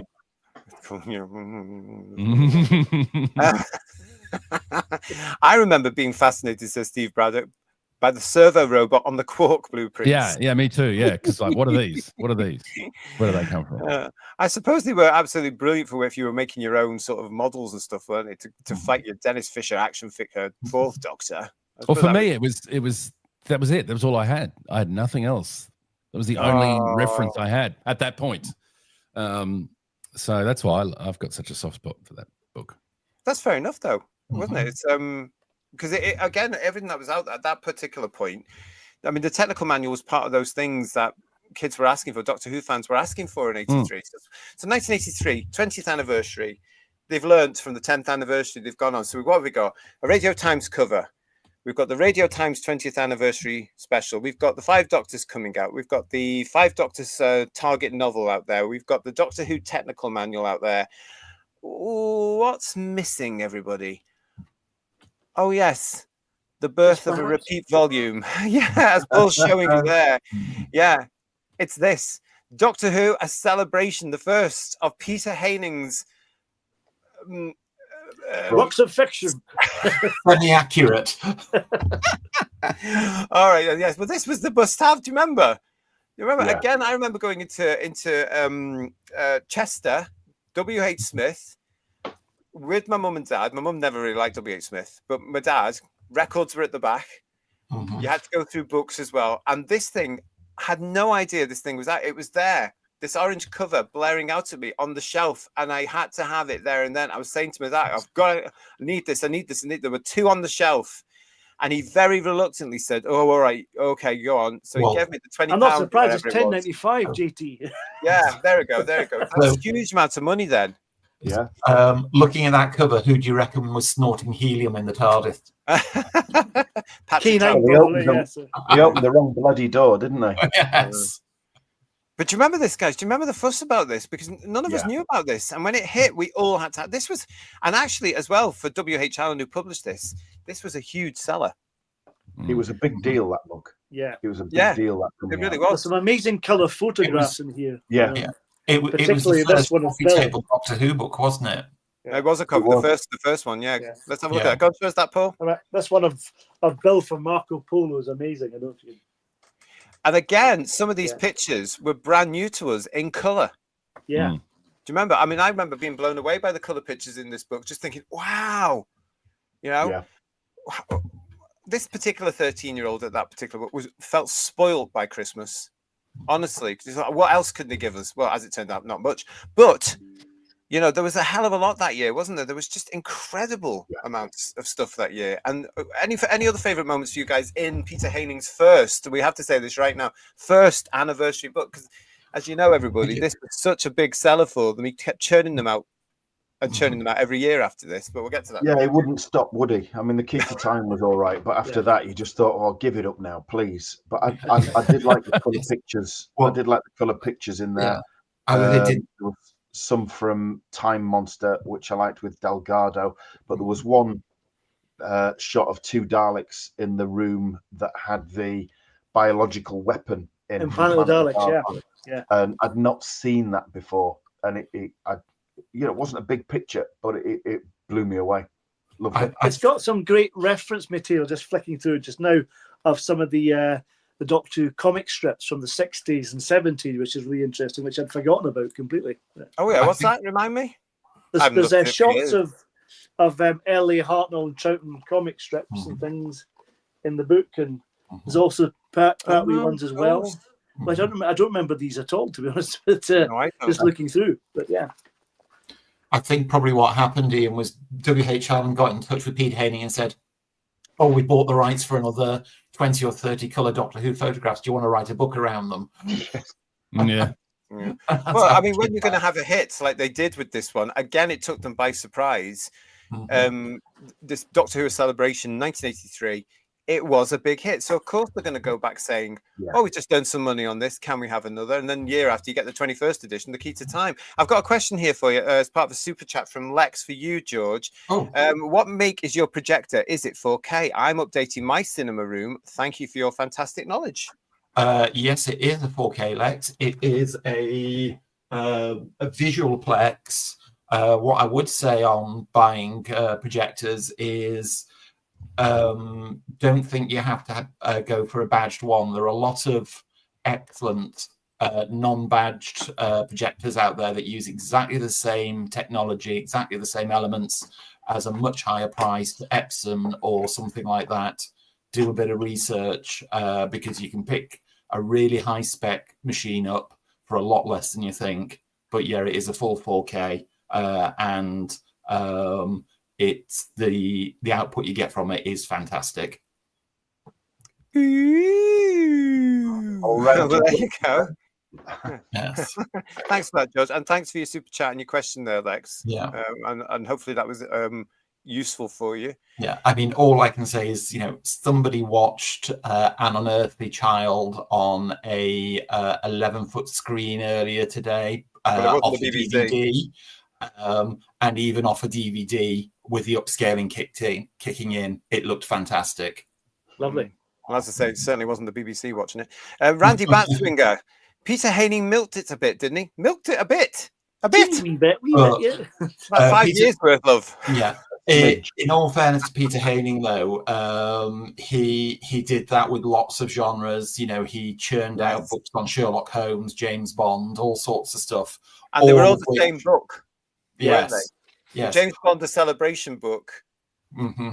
is the same format as the Doctor Who Celebration. So if you've got something there, why change it if it's making you money? You know what I mean? All of which are questionable in their accuracy. Yeah, that was the point, wasn't it? And at the time, of course, this is where some of these myths that are still, some of them are still around today, have come from. Some of them have come from this book. You have to bear in mind this was, long before the internet, so they were taken as definitive. Yeah, because it was a book. Yeah, it was a book. And the production office should have checked a little bit more. A lot of people sometimes say to me, why did JNT become so fastidious? It's things like this, because he didn't like things going out which were wrong, did he? So, so he must have been raging when he eventually got to see this. Why is that got in there? Why is that got in there? Yeah, but somebody at BBC Enterprises, probably had the markup or the proof copy, and he went, "Yeah, that sounds about right. Yeah, that's fine. We'll go with it." Well, no, that's I'm not reading the whole book. I'm not doing that. Yeah. We've got this from John Mason. Sorry, Michael. We got this from John Mason saying, I remember seeing this in our local GT Smith supermarket, and I wanted it so much, but it was way, way too expensive. It really, really was, wasn't it? I remember holding it at WH Smith, John, until my father, just said, "Oh, go on." And I was walking around the shop with it, reading it, and he's had the records and stuff like that. So obviously his record allowance of that particular week, month, whatever it would be, was severely reduced. was non-existent because it came to me, because I was not letting this book go as a 13-year-old. There's 2 on the shelf, Dad. There's 2 on the shelf, Dad. I was nearly Violet Block. The job it wasn't a bedwear. He wanted both of them, wouldn't he? He'd be running around trying to find a third one, no doubt, as well. Peter Haining, different covers, same book every time, says Stephen Braddock. Ooh, I didn't pick up a copy till many, many years after its publication. It got hardback reprinted or paperback? As a paperback. In fact, I have it here. That's the edition. The awful one. Let's look at this. Wow. This is the awful version of the paperback. Look at that. 2 decades through time and space. As you can see the era it was released in, this paperback version, because of the logo. Horrible logo. It's, but it's also not updated. It was in fact the same thing. Yeah, there's a disclaimer at the front of it which states, this is the original book from 1983. Information is now out of date. And all the information in it, we couldn't be bothered to correct. It's all wrong. We're not changing the inaccuracies either. Yeah. But I've just noticed, actually, holding it up there, the cover price on the soft cover version was $14.99. Yeah. But I remember I bought it in a bargain bookshop for something like £2. Oh, that is a bargain then. Mm-hmm. That is a bargain. But by that point, though, it was being remaindered off, but you couldn't get the hardback. The paperback was if I remember rightly from my days in the industry, the paperback was produced and nobody cared. Yeah, well, I'm going to guess it was somewhere around the mid-90s that I picked that up. And it was produced around about 88, 89, I think, for the paperback. I can't remember. It was a long time, but there you go. But by that point, of course, we'd had the Celebration and the 21st anniversary one, the Key to Time. We had the Doctor Who files. Yeah. But, I mean, by that time, Doctor Who was off the air. It was out of the public consciousness. and it was very much a niche thing by then. Yeah, and it wasn't very special. I mean, you had to get it in '83, didn't you? You had to get it there that year to make it special with the original hardback orange cover. As Eddie's nan did, because my nan bought me the Peter Haining book for Christmas, says Eddie. I bet that was a great present for you, actually. Absolutely fabulous. Happy 61st birthday, says Amma Ray. Day after JFK needed more than headache tablets. I suppose they ever did. And Stephen Braddock is saying, yes, as we did before, it was the first ever Doctor Who coffee table book. And because, again, it was so well received and did so well, we're getting them churned out now. More of that coming up in the show. Steve Hindley's just reminded me of 25 glorious years. Yeah. Thanks for that, mate. A friend of mine used his celebration book as an autograph book, and he's got lots of lovely signatures in his the original 20th anniversary one, you know. Do you remember this one, though? This was obviously 5 years later for the 25 glorious years. I mean, I actually thought that title was going to be a joke. 25 glorious years, but there it is, and it was the same book as the celebration, just updated with the extra bits of Colin and Sylvester added, and not that much of Sylvester, obviously, because he'd done one series. It makes you wonder why they didn't use that for the reprint. Actually, that's a good point, Ian. Yeah, that's a really good point. I have no idea. Maybe because 25 glorious years allegedly didn't sell. Again, I picked that up at the same time in the same place as the celebration. They had that. They had like a whole shelf of them, some of which were hardback, some of which were soft cover. And the 25 glorious years one, again, it was a soft cover, and I think it was £2 again. Right, I paid for it. Yeah, I've got a feeling that the 25 glorious years paperback was a limited edition, a limited print run. I might be wrong, but I've got this feeling that there weren't many around, and I think it was aimed at places like libraries and things like that. Okay. Do you know what I mean? I don't think it was massive. So even that was remaindered. Yeah. I do remember a lot of Doctor Who books at that point being remaindered, you know, in the 90s, because nobody was buying them. The interest had gone. I remember buying a whole load of them at once, and they were £2 each. Another one was called The Doctor Who File. The Doctor Who Files was before that one, And the that Time quite a nice Traveller's cover, Guide. actually. Yeah, quite a nice cover of the part of the TARDIS console with bits of the Doctor, the scarf, the recorder, the diary, the celery, Colin's coat. Remember, it was quite nice, that one. Was there a Time Traveller's Guide as well? Yeah, that's the Time Traveller's Guide. Yeah, Traveller's Guide. See how many there were, people. It's no wonder we were all. And the early years was another one, wasn't it? That's the one. I wish I'd. There was some myths in that one, wasn't there? That was the one that had. Yeah, that was. See, by this point, we're all getting fatigued, so it's not selling as much, but it did set the precedent. Paul Stenterford is saying, when I was a child, Peter Haining's A Key to Time was my Bible. I particularly like all the fan artwork. It was great stuff. Do you remember when the call went out for that in '83? They were saying, right, we're going to be doing another book, or early '84, whenever it was, and we want your artwork. And people were actually, through Doctor Who Monthly, encouraged to send the art in. I remember that so well, thinking, that's a great idea, and started a bit of doodling and never finished it. You know, I love the cover of that book. That's a lovely cover, again by Andrew Skilleter. Yeah, really good one, and very Doctor Who-y as well, isn't it? With all the Beautiful. 6 Doctors and the key. Yeah. Very imaginative. And the master on his boat. The boatman, isn't he? Yeah. Peter Harrington, I like this, Mark, from Pete. Look at this. My God, the Barbara Cartland of the Doctor Who world is Haining. How many pages? That's very good. Can you just imagine now lounging along like the little Brit character? Can you imagine? How many pages? Oh, that'll do. Just put bits of the old one in it, love. Take another photo in there, it'll be fine. I had the hardback book of the celebration bought for Christmas by my mum and dad, says Steve Braddock. They hid it away, but I kept sneaking looks at it. Yeah, I did that with the Cybermen book. That is so naughty. Yeah. You know, children looking for Christmas presents, finding them, and then playing or reading with them before they got them. How did you act on Christmas Day? How did you ever imagine go, oh my God, oh, so surprised. How did you manage to do that? A little OTT. Oh, I would never have guessed. I've always wanted this book. or the odd fall to the floor. Oh.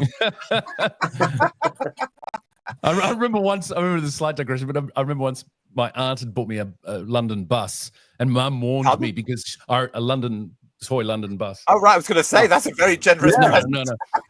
And Mum had warned me and said, "Oh look, your auntie's bought you. I know you've already got one, so don't say that you've already got one." Anyway, so the day comes and I'm just, oh my goodness, I've always wanted one of these. Just too a little bit too over the top, Yeah. What is it? That was great. Oh, John's reminded me of this actually. Yeah, this is when I saw how much of the program was actually missing. Yeah, that's when we started to get all this sort of, I remember being stunned and not understanding it, and my dad having to sit down to me to say, "Oh, they've binned them." They've been and being horrified. What?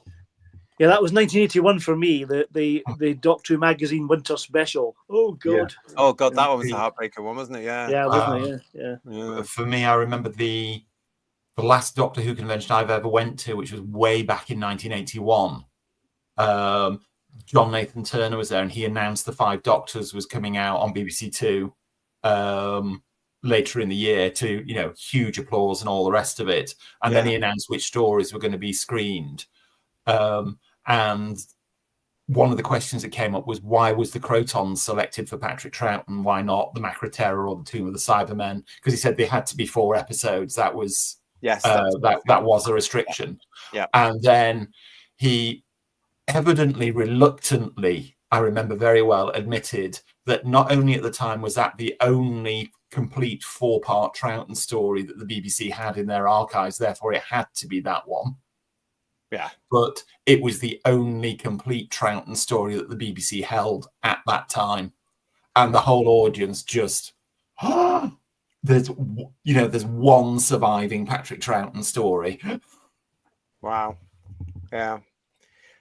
And there we go. We still suffer from it today, don't we, everybody? Listen, hello. We do, yeah. Welcome to Who's Views. You are watching us here. We are live. It's November the 23rd. It is. It's Doctor Who Day. Doctor Who, of course, today is 61 years old, and we're here just to have a little party-etta and have a bit of fun, and to sort through our memories as we take a look at how the anniversaries of the past were all celebrated. We're currently stuck in 1983-ish, and looking at all that. This is great. We've got Marjorie here saying it was 25 glorious years. The last 20, well, there's no words. So controversial, isn't she, our Marjorie? She really is. And in answer to what Mark first said, Mark Greaves is saying to us, he's given us a super chat. So thank you, Mark. And in answer to why David Tennant nicked his TARDIS, I asked Tennant to sign my TARDIS at a charity do he was attending. He proceeded then to put it in the bloody auction. Well, that was a bit rude of him, wasn't it? Yeah. How presumptuous of him. He's in the bad books even more with me now, Mark, for doing that to you. But thank you for your super chat and answering our question. Not impressed with him, are you? No. No. Like I said, I would call the police if I was him. The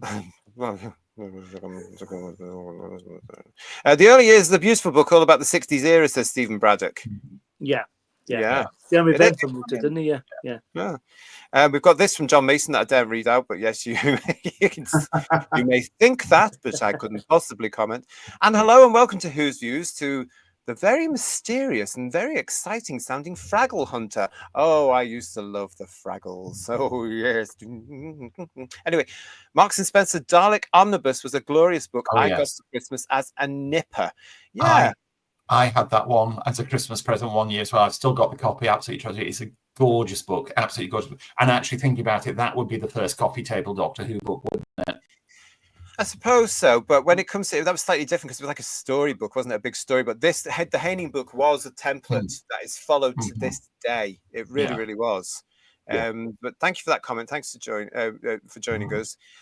Stephen is justifying him going rummaging around his parents' house looking for Christmas presents by saying, JT, I only sneaked half the book because I kept getting nearly caught, so I hadn't seen half of it on Christmas Day. As if that justifies it, you naughty boy. Oh, I think so, yeah. It does not. Go to the foot of your stairs. You are very, very naughty. Lots of people joining us in the chat. It's great to see you all. Thank you very much. Mark is saying to Steve to that comment, let his tires down on his BMW. Allegedly. So where are we up to? Yes, so that was the latest one, wasn't it? Really, with the Peter Haining book, A Celebration, the big book of 1983. such a huge success that, yes, we did get various other versions from Peter Haining, including the one we've talked about there, celebrating 25 years of Doctor Who, which was a bit of a limp anniversary, because what did we get? Not much, really. We didn't get anything like we had. I know it was a bit of a letdown for some of us, because we were all expecting more books and things like that. I certainly was. And all we got was the Peter Haining book, which would become like an annual. Let's face it. Yeah. We got It was Silver on borrowed Nemesis. time, though, wasn't it? By season 25, we knew it was on borrowed time. That's right. Yeah, You did get that feeling back in '88, didn't you? Yeah. BBC weren't supporting it, so they weren't going to put any effort into an anniversary.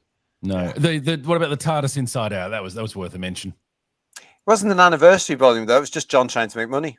I know. I just thought I'd mention. We are going to those sort of books like in another one of these. Oh, cool. We were going to come to them because this is. I'll just say to everybody that's watching as well. This is a sequel, of course, to our really well received annual bull, where we looked at the annuals of Doctor Who. We had so many great comments and so many great emails about it. That we all thought we'd come back and talk about absolutely everything else now. So yeah, this is the first one. So we've got more planned for you throughout 2025. So stay with us and make sure you liked and subscribed. I want to jump right now, if we may, please, to another anniversary year and a bit of a different spin, George, on the coffee table book idea. Because by this point, Peter Haining had gone. There were no more Peter Haining books. They weren't selling, so they got axed. And we'd all moved on. We were all growing up. We were getting lives, jobs. Goodness knows what else we were all up to. And then this one came along from David J. Howe for the Illustrated History Time Frame. Now, this was a sort of anniversary volume, if you remember, guys. This was brought out around about the anniversary time. And this was a bit of a spin, the Illustrated History. Did any of you guys get this? Yeah, I've got Loved a copy of it. Yeah, I had a copy of that once, yeah. Yeah, my dad bought me a copy. I loved it. Well, it was very fresh, wasn't it? Do you remember at the time you picked this up? Thinner than the Celebration book, obviously, as well. But I remember picking it up and just really enjoying this, thinking this is something different. This is a different spin on what we've been used to from the Haining books.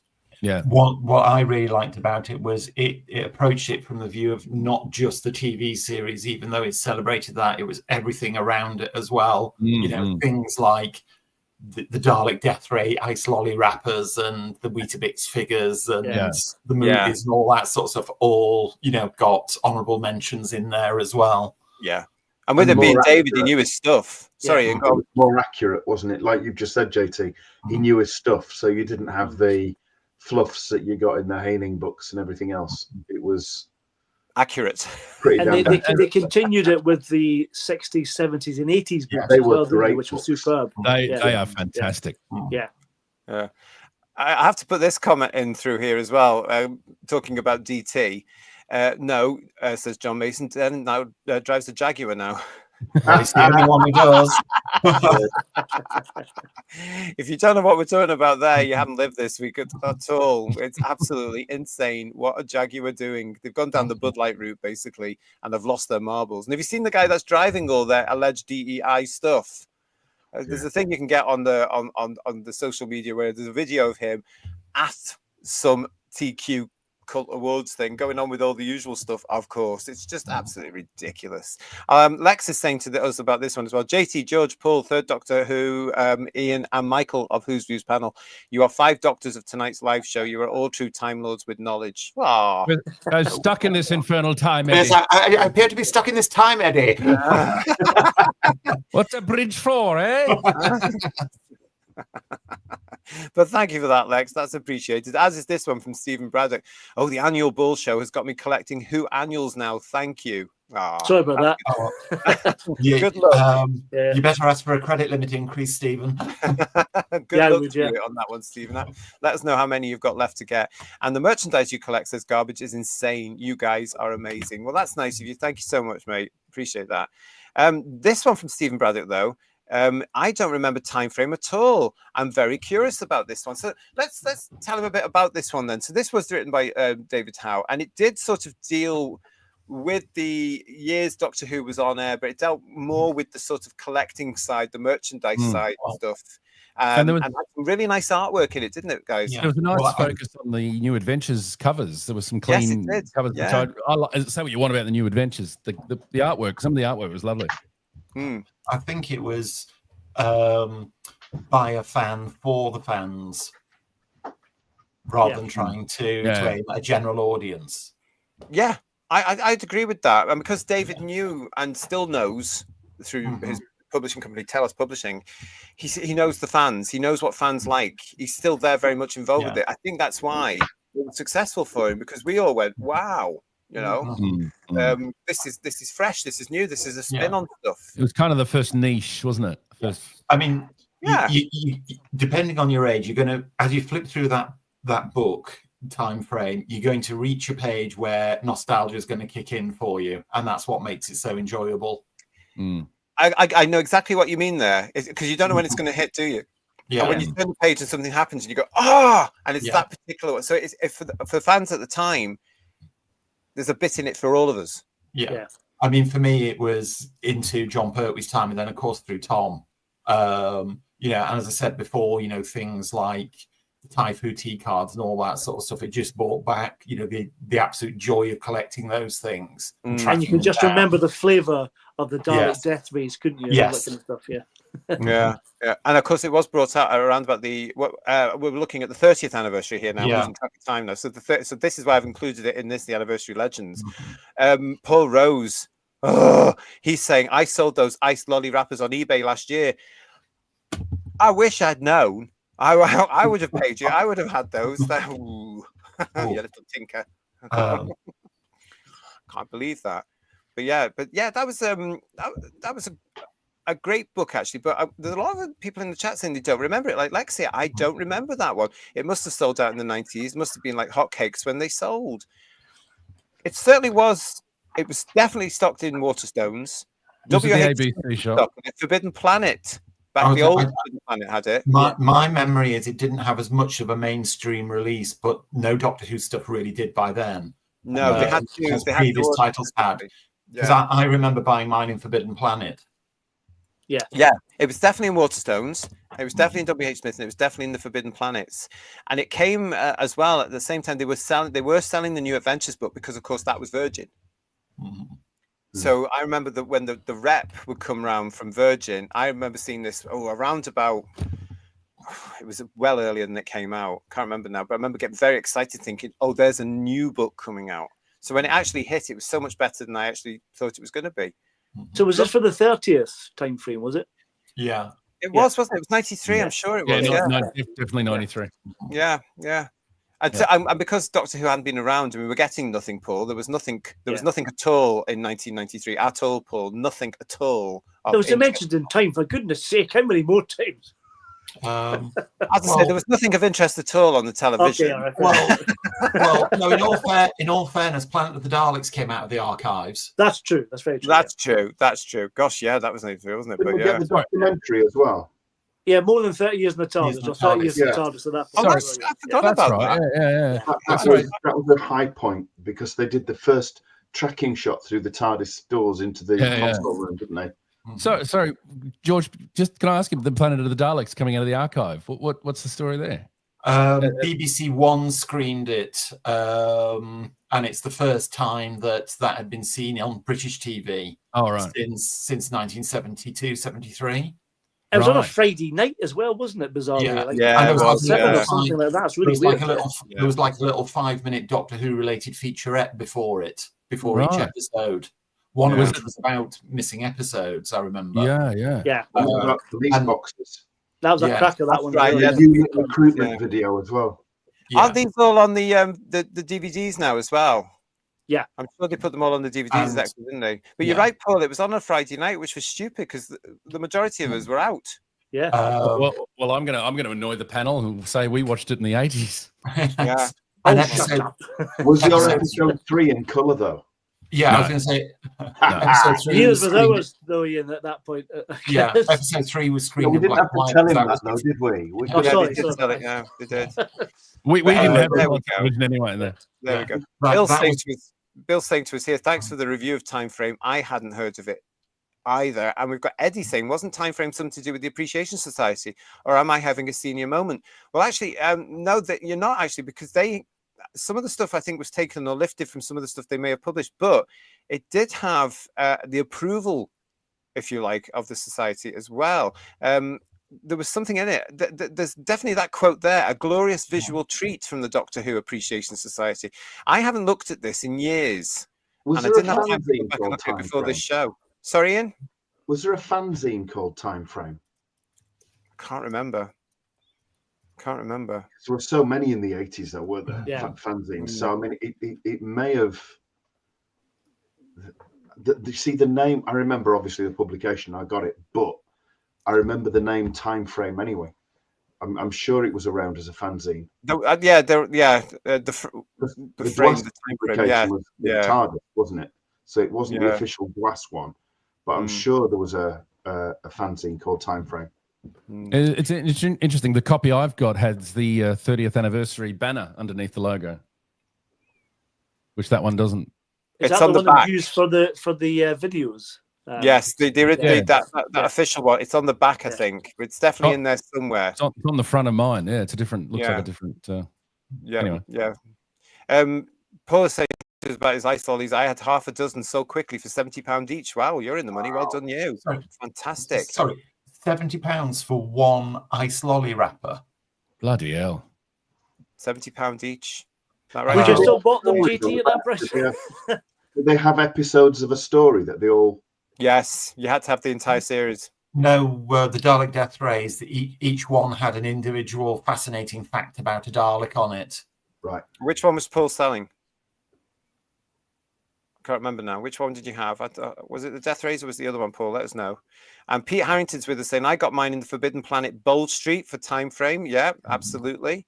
Time Frame had fabulous illustrations, says Julianne. Liz Sladen signed the Pyramids artwork on the last page for me at Monopticon. Oh, you at Monopticon?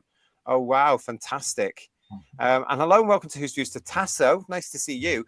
I managed to get the rare annuals, such as the Pink Pertwee annuals and the Second Doctor annuals for $10 US dollars each in perfect condition recently. Well done to you. Wow. That's fantastic. That's a bargain and a half. That's a real find. Yeah. But thank you for commenting. Thank you for that. Welcome to Who's Views. Thank you so much. Just bought Time Frame hardback on eBay for £4. So you can still get it if anyone wants a copy, says Stephen Braddock. That's interesting. Yeah, it's really interesting, isn't it? Because I haven't seen it for years, and it's a nice another one of these coffee table books that celebrate and represent an anniversary. So if you see it, everybody, it's definitely well worth getting. And it's never been reprinted, and David's never re-released it. So if you see it, you can get it. Can anyone remember if when the 60s book came out, the first edition of that series of Decade books? I think that was about 94.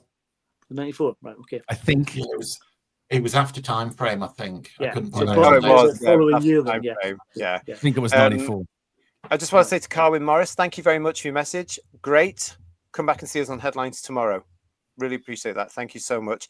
And Mark is with us, our resident poet laureate here for Who's Views, with a super chat. Thank you so much, Mark. 61 years ago, a hero took flight in time and space as beacon of light to hearts for courage and minds so keen, and stories that taught us to dream.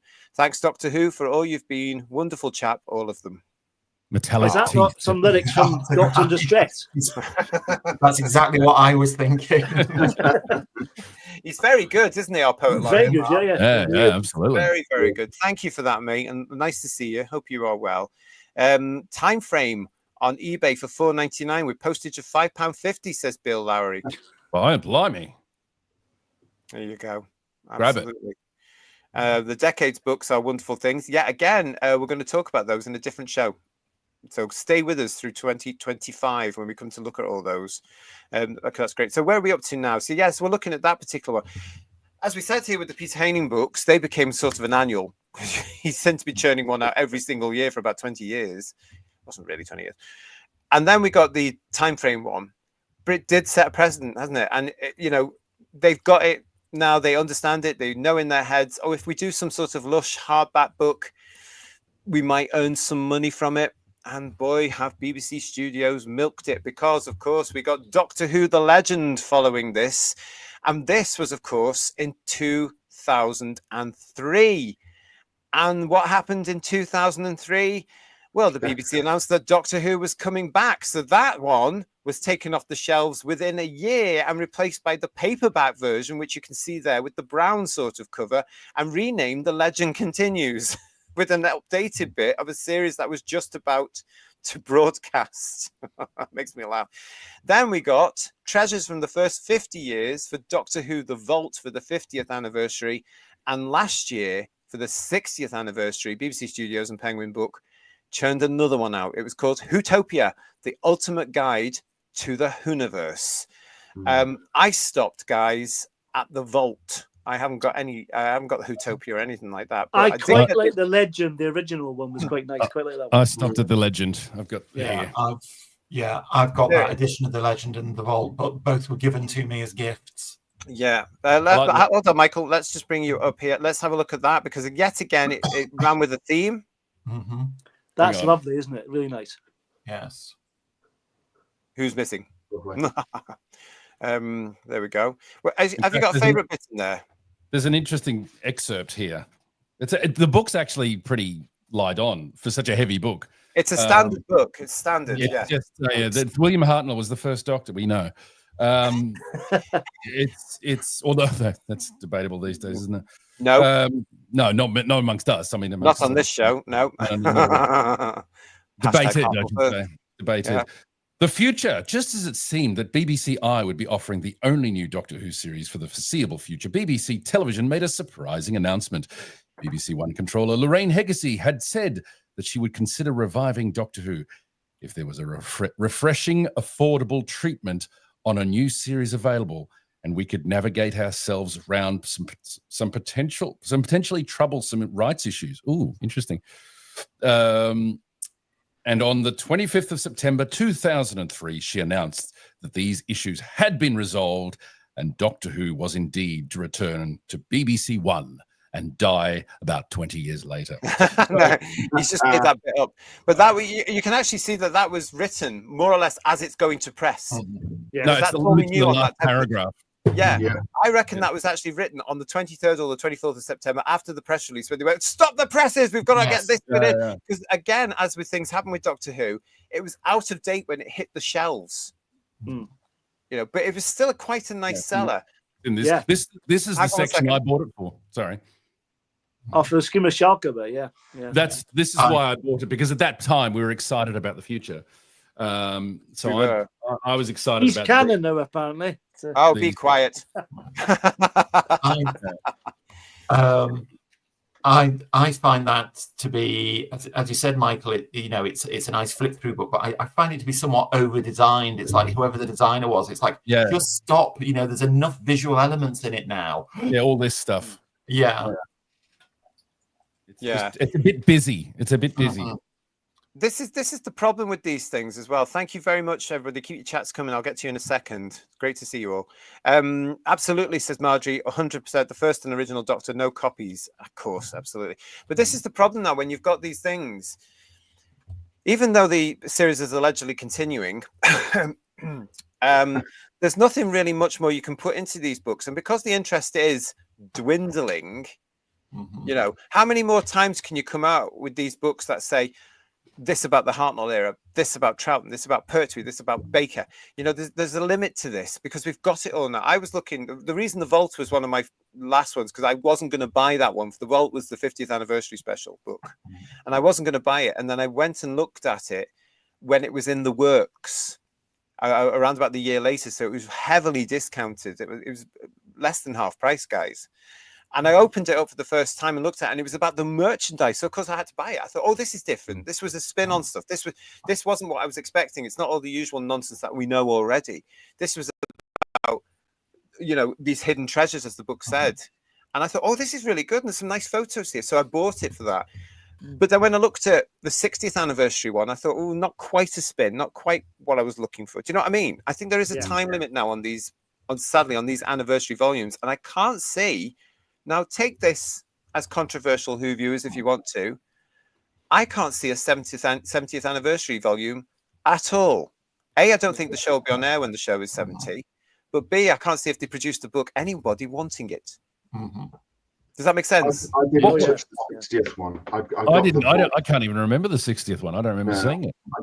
just everything with a Universe on it. You know, it's stained by it's that those one.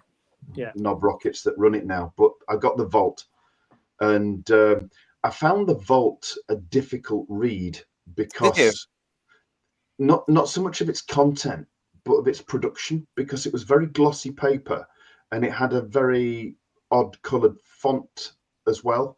So I found myself angling the book and squinting to read it sometimes. It was really difficult to read because of the way they've done it. They're too physically big. Yeah, that too. But I mean, they did do it deliberately as a coffee table book, didn't they? That was their intention. May as well be the coffee table. It's so big. Well, but you're right, Ian. I mean, that one with the Vault it's also very difficult to shell because it's quite paddy. It's got this really weird cover as well, isn't it? Yeah. But a friend of mine has got I assume a later edition of it, which is physically smaller. It was reprinted as a smaller edition. Right, interesting. It's not paperback. Yeah, no, it's another hardback edition, but it's about 2/3 of the size of the version we've all got. You see, what they do now is in publications, what they do now is that they also produce certain things for book clubs. You know, these online book clubs, like the Works Online Book Club and that other one I'm forgetting now. Sometimes they do specific versions just for them. Oh, it might be they one also of build those. they build into their planning, the postage, the packaging, how it gets through the letterbox, all that sort of stuff. And sometimes they're even now producing books specifically for the remainder bookshops. Most of which, unfortunately, in the UK now have been hit by various things, and they all seem to be disappearing. But at one point, we had loads of them. Do you remember? Such a shame. Hello to SG. Nice to see you. Welcome to Who's Views. Planet of the Daleks was shown on Friday nights against Coronation Street. I don't know, love. I was too busy out partying, honestly. But there you go. Thank you for joining us. And I love that little avatar you've got there, which is a bit weird. It looks like looks like a bit weird. I don't know what it is, but thank you for that. Tasso is also saying to us, guys, yeah, it was a great deal. I bought almost every Doctor Who magazine from issue 1 to 430 for $1 each from the same collector. Massively expanded my collection for a good price. Isn't it nice when you get something like that, where your collection just goes within a second? Woohoo! It's a lovely feeling, that, isn't it? A lot of people talking about things like the Vault. Mark is saying to us, Mark Greaves is saying, Legend was my last book too. Oh, and a nice comment here from Stephen. Thank you, Stephen. Thank you, everyone. Really enjoying this wonderful show celebrating Doctor Who's anniversaries, discovering new books and golden memories of these classic books and magazines. Well, I hope it makes you want to go back and look at some of them. I am definitely going back to look at a celebration and time frame. It's been years since I've opened the books there. Goodness knows what's in it. And Randy Batswinger saying the Peter Haining book of Peter Haining books of Peter Haining books is going on my Christmas list. Actually, that's a great idea. Maybe I could do a book which is the Who's Views book of the Peter Haining books of Peter Haining books. That's right. Yeah. Compendium. Peter Haining, 25 glorious years, 40 glorious years. TARDIS Travels said the Vault book was very good. I as I say, I looked at it and thought, yeah, I'll have that half price or just under half price. Very good. Peter Harrington, The Vault is a lovely book, I think. Lots of the same, but some wonderful pictures. Absolutely. I'm not going to argue with Randy Batswinger here that's saying Shallcut is crap. I've never seen it. No, I've never seen it either. It's not worth it. And John Steed, nice to see you. I hope you are keeping well as well. And Steve Hindley is saying Daryl Joyce books are the way forward now. Again, going back to David, isn't it? With David Howe, he Telos Publishing. And of course, also Daryl's calendar as well. I would argue Daryl Joyce animations are the way forward. Whoa. Tasso is saying, yes, the Vault book has almost a cushion feeling on its cover and spine. It's very weird. It is weird, isn't it, Tasso? And do you know what? I don't like it. There's something about that ugh. So it's not a coffee table, it's a couch. It is. It's sort of like the old-fashioned paddy things. You know, you used to get some of those books that, you know, like I don't know, these romance things or whatever they were, or the Reader's Digest or something. Some of them could be padded. You know, it's very odd, but it's difficult to show because it's not flat. It's for safety. It's just annoying. It's an annoying design, but it's quite a nice book. Doctor Who will be in a rest home by then.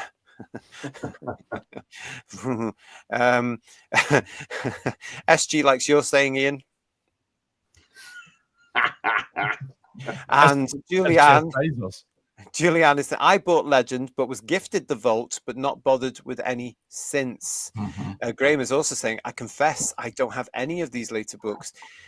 Listen, this is really interesting because we're all saying the same sort of things. The Vault was a really nice book. The only book I've bought after this was Neil Cole's It Belongs in a Museum. That cracking little book. That well done there. It won't make it to 65, much less 70. Isn't it a shame, everybody? We're here on the Doctor's 61st. It's a shame. I've got The Vault, says Randy Batswinger, but only to look at the pictures. Could this be us growing up, everybody, with this? You know, we've had the heydays, we've had the big stuff like a Celebrate. Do you think this is us growing up, and the new stuff is just we're looking at it going, this is rubbish stuff? No, I don't think it's. Sorry, did I interrupt someone? No, go ahead. I was going to say I don't think it is us growing. Well, we've grown up hopefully, but it's when the Chris Akiel, I can't speak this morning. Kilios, sorry. Yes. Thank you. When his book came out, I was over the moon. Mm-hmm. So I know that's not our anniversary, but so you know the excitement was there for something like that. I think the standard has just gone down. Well, it's again, I think the Doctor in the Daleks book that came out recently, superb as well. The film book that came out, that was the one I got recently. That's superb. Yeah, but that's not really the same thing, is it? Because that's a different subject. What they're trying to do with the anniversary books, because it's an anniversary book, is to retell the story that we already know so well, and it's been done since '73.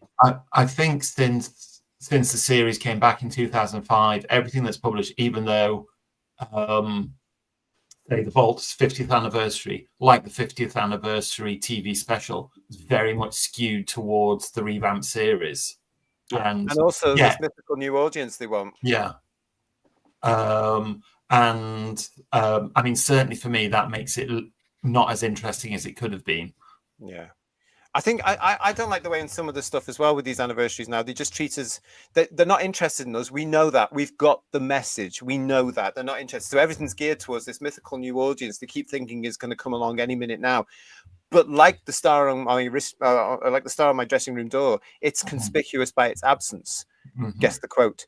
Because the audience is not there.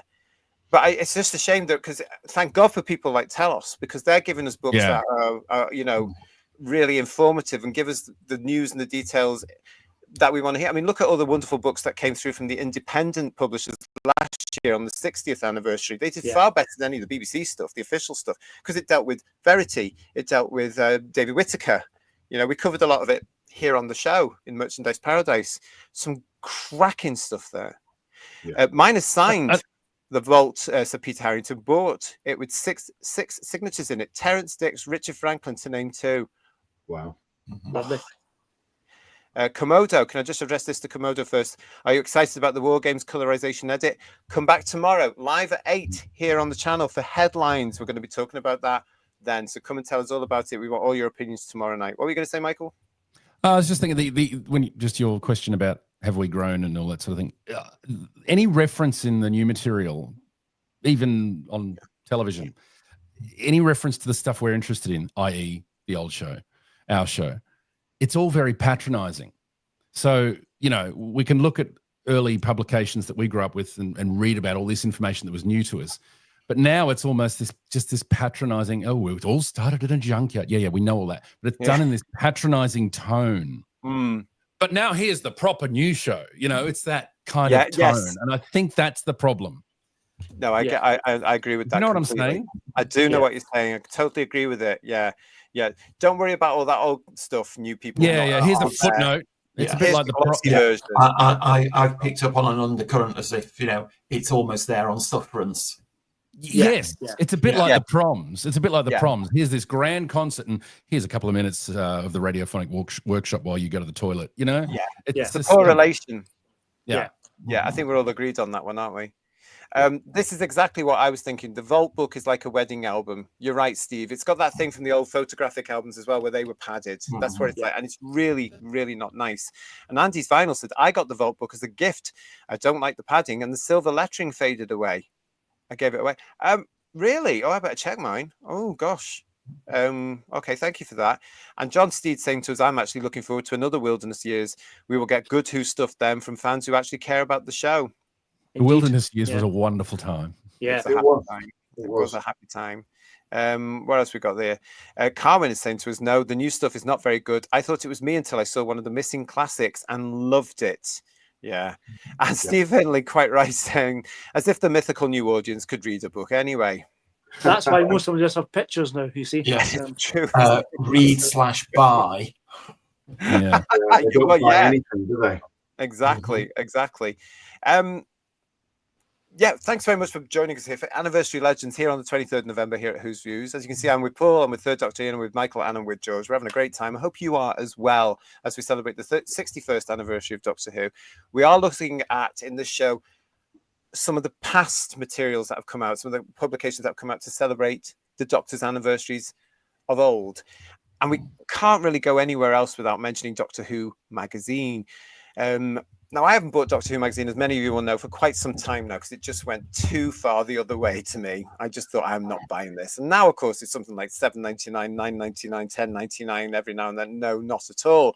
But it did do its fair share in the past of celebrating. This thing has been around since, since it was Doctor Who Weekly. Who's ever going to forget October 1979 when the things first arrived? We were all wetting ourselves because none of us knew. Yeah. 12 pence with that iconic cover of Tom and the Dalek and the 3 transfers.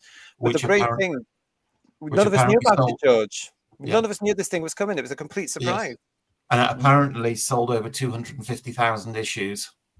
And part of that was because Tom was so intent on doing his bit. He travelled around the entire country.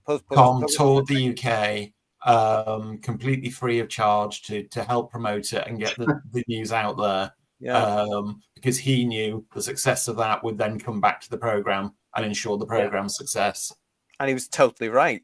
So 1979, Doctor Who Weekly arrived. Of course, then it became Doctor Who Monthly, and then it became Doctor Who Magazine, where it's carried that particular title ever since.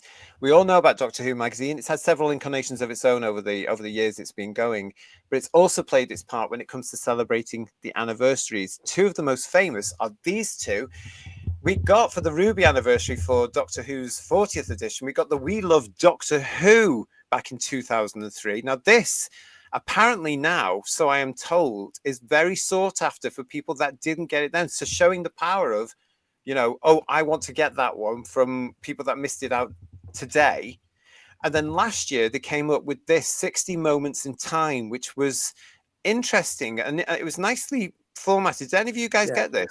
I've got this, and you can't give it away though, I'm afraid. Apparently, a lot of people found it difficult to find Moments in Time for the 60th anniversary, but it was sitting in one of my local Tesco's until 2 months ago. Really? Yeah. I don't have it. I'm not familiar with it at all. Well, it was very nicely done. It's in a slipcase. It's a paperback. It's more of a book than a magazine, so don't let the title of it. It's a book. And it was there to celebrate the 60th anniversary. I've read it. I haven't finished reading it. I'm not going to finish reading it because I put it down and I have no interest in going back to it. It was $19.99. I bought it simply because it was Doctor Who Magazine's 60 Moments in Time.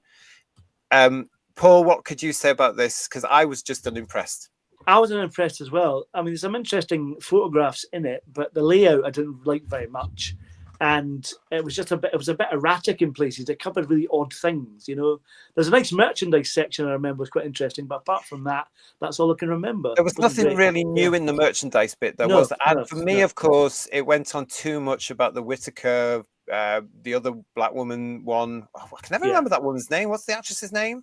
Jo Martin. Thank you. I can never remember her name because I never saw it.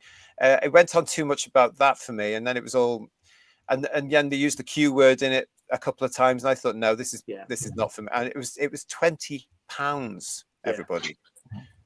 So if you didn't get it, I wouldn't worry. I'm sorry, but I don't think it was worth it. They've actually copied that format again now, haven't they? Because they've got a Dalek version out celebrating 61 years of the Daleks, I assume. Yeah. Which is available right now. Same sort of price. I don't know. If you are looking for it, though, check your local Tesco's or go onto Amazon and see if they've still got it. Because it, as I say, up until a couple of months ago, there was 2 sitting on one of my local Tesco shelves, and it'd been there for nearly a year. It was just, there it is again. The bizarre thing about it is, I would say, you think they would have done, like we said already, brought out a Radio Times special celebrating the 60th anniversary and tried to make it as good as the 10th, but they never manage it. You know? Well, maybe they were just leaving it up to Panini, because there was Panini's version and it was very expensive. The one on the left, let's talk about the one on the left. Did any of you get the We Love Doctor Who magazine? No, I've never seen that. No, neither have I. Michael, you've just illustrated an awful lot of what Doctor Who people say, because a lot of people say, "What's this? What's this?" I've never seen it. Never seen it. I don't know what happened. I've got it. It was basically various people saying what their favorite moments in Doctor Who were over 40 years. Because the hearts are cut out in the front, isn't it? The hearts are cut out, and what's inside it? It's the red of John's cloak, I think, isn't it? I believe so. The red of John's cloak inside it. I haven't looked at it for years, and it is all about that. It was their big publication. At least they tried to do something different. They weren't going through what we were saying here. They weren't going down the Peter Haining route. They weren't going down the Radio Times route.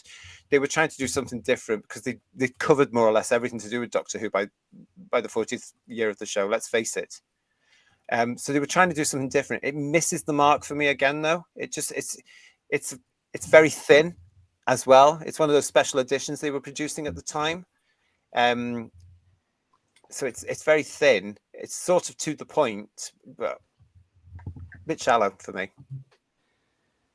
Do you remember them doing? It must have been for the 30th.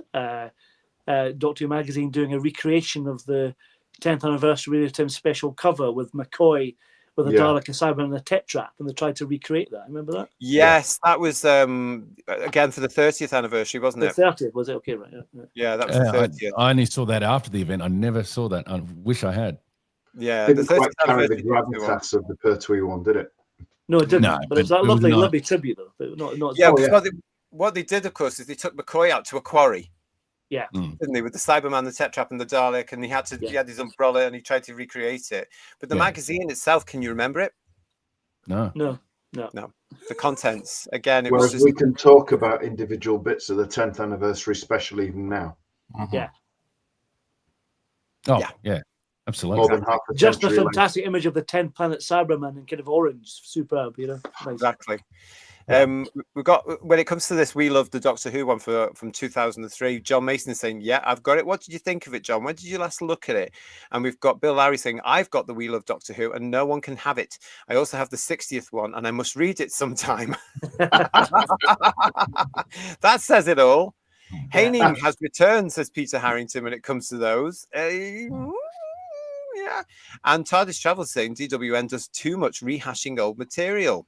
Well, that's because they can't have any good ideas from these people that got working for it now. They rely on the new stuff only, quite frankly. Yeah. But as you said, JT, you know, as far as, to use that term I really don't like, classic Doctor Who goes, surely by now, you know, anybody who has an ongoing publication has reached saturation point, that they're just repackaging existing stuff. There is nothing else to mine, is there? No, this is it. And the new series isn't actually giving them... Who wants to read about bi-regeneration, for heaven's sake? And, you know, sadly, with so many of the original lead cast no longer with us, you know, there's no fresh interviews and all that sort of thing. Yeah. This is what I mean. There's a shelf life, I think, to these sort of books, and there certainly isn't going to be anything. I mean, they keep churning them out. There are more out there this year. We've had the iTARDIS book and stuff like that. Not really for sort of anniversary, but they are now thinking, let's do one every year. It seems to me, let's do a coffee table book every year, and if there's an anniversary involved in it, oh, jolly good. They're going to be flops, aren't they? Because how many people are not watching the new series? Stephen Braddock is saying to us, 60 Moments in Time was the magazine I thought we were going to get by the Radio Times, but the way the book is put together, it's very weird and unfortunately very woke. He's just said what I meant, basically. It's full of that nonsense that Doctor Who magazine now does. And Stephen, when I saw the Q word a couple of times, that's when I put it down and thought, I've just spent $19.99 on being lectured to by a load of cultists I don't want to be lectured to by. Very, very disappointing. They're all about inclusion, and yet they're excluding more than they're including, the hypocrites. Julianne said to us, I have 60 Moments in Time. Unfortunately, where my nana went, she won't need firelighters. That's a shame. Oh, bless. Because you would have handed it over, wouldn't you, Julianne? You would have given them that, say, hey, some expensive firelighters, Nan. I bet you would have. Paul She's Stenton, inferring that where Nan is, it's hot enough. Yeah, she might just well be. Well, at least she lived. At least she had a life. Paul Stanterford said 60 Moments in Time is still on the shelf at my local WH Smith's. You see? That's because they can't get rid of it. It's bizarre, isn't it? The 2003 Doctor Who one, we loved Doctor Who from Panini. It goes for a pretty high price on eBay from what I've seen, to Tasso, because as a lot of the panel, a lot of you in the chat are saying, nobody knew it was around at the time. And the show was so popular then as well. So yeah. A lot of Doctor Who merchandise is being reduced now, in particular on Amazon's TARDIS Travels. I know. Don't talk to me about it. I'm quite stressed about it, actually, because for the second time in Doctor Who's recent history, my collection has been devalued. Yeah. And it's just thinking, oh God, not that I was buying it for that, but it's nice to leave something to people, isn't it, when you cop it? But who's going to want it? Tassa's also saying, there's a heart cut out on the first page, and the heart's color comes from the next page with John's cloak. Yeah, absolutely. Peter Harrington saying, yes, I've got it. I bought it online. It's okay, but with signatures. We love Doctor Who. It's the Doctor Who magazine special number 6, says Bill Lowry. Thank you for that one. Yeah, because they all had numbers. Yeah, you're right. I forgot about that. Tesco must have this as a lost leader, says Forbidden Man. Scathing. And Stephen Braddock saying, we much preferred the anniversary special. We love Doctor Who magazine, and I did buy it. My local news agent didn't know it was so rare, but it's still not up to the 10th and 20th standards. No, it's true, isn't it? It's a gamble buying these types of magazines, says Mark, but it's so much. It's just a filler. It's as though they are token, though, isn't it? Now that we should do something. We should do something, and it's all about money now, isn't it, rather than substance. Can you imagine if they actually stopped it and actually did something every 5 or 10 years, and it was of value, it was of something that was really good? They would make more money on it, to be quite honest. The 50th Doctor Who magazine was good. I didn't mind that. Can't remember it.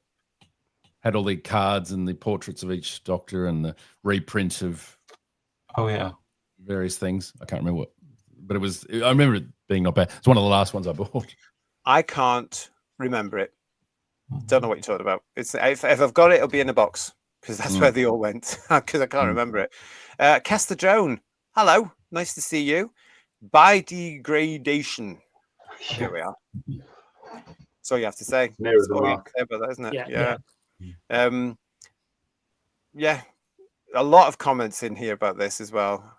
It's John Steed saying to us, the magazine lost its magic years ago, so I stopped buying it. Snap. Absolutely. Yes. Absolutely. It's a long time since I bought it regularly. Yeah, me too. Well, there's nothing, as I say, nothing much in it. And now we've got this stuff. I don't know if they brought out a special now. Oh yeah, the Dalek one I was talking about. I suppose that is their sort of 61st special, isn't it, really? I foolishly bought the Tennant edition that came out when he was coming back for the 60th. Doctor Who magazine it was a 60th thing. I got that and regretted it greatly after I bought it. Anyway. You fool. I know, what a mad fool. Yeah. Was that the first one with the diamond logo back on? That's the one. Yeah. I got that as well, because I was actually generally quite excited. And when I read it, I thought, not where I want, but I did support it for a couple more issues after that. And then I think the sales went up tremendously because of that cover and the logo and everything, and it looked quite promising for Panini. But look what's happened now. So. And then Russell came back with his nonsense, and they had to follow it all. But they love it as well, don't they? If we look at the editorial team, well, anyway. Well, there we go, guys. What a show! Well, I just thought of one from the 25th anniversary that we didn't mention, which, because I think it was advertised as an anniversary book, is the Cyberman book. It wasn't advertised as the David Banks one, you mean? Yeah, it's not. It wasn't advertised over here as an official anniversary book. Oh, really? It was independent of the BBC. Oh, yeah. Okay, yeah. They might have tried to tag into it, but it wasn't really an anniversary book. It was just one of these, because there were a lot of spin-offs back in those days. Because I've got the anniversary, the advertising blurb, and it says for the silver anniversary, Cybermen by David. Yeah, definitely not official. But good book though. I love things like that. Yeah. I love things like that, because they come out and say, "Oh, look, this happens to be at this time. Let's do it." I love that, because I do that as well. Very cheeky. I want to give an honourable mention, and it's not really an anniversary book, but I just have to. It was 85. That one. Yes, I have that. That's a lovely book. Yeah. Fantastic Frank Bellamy artwork. Super.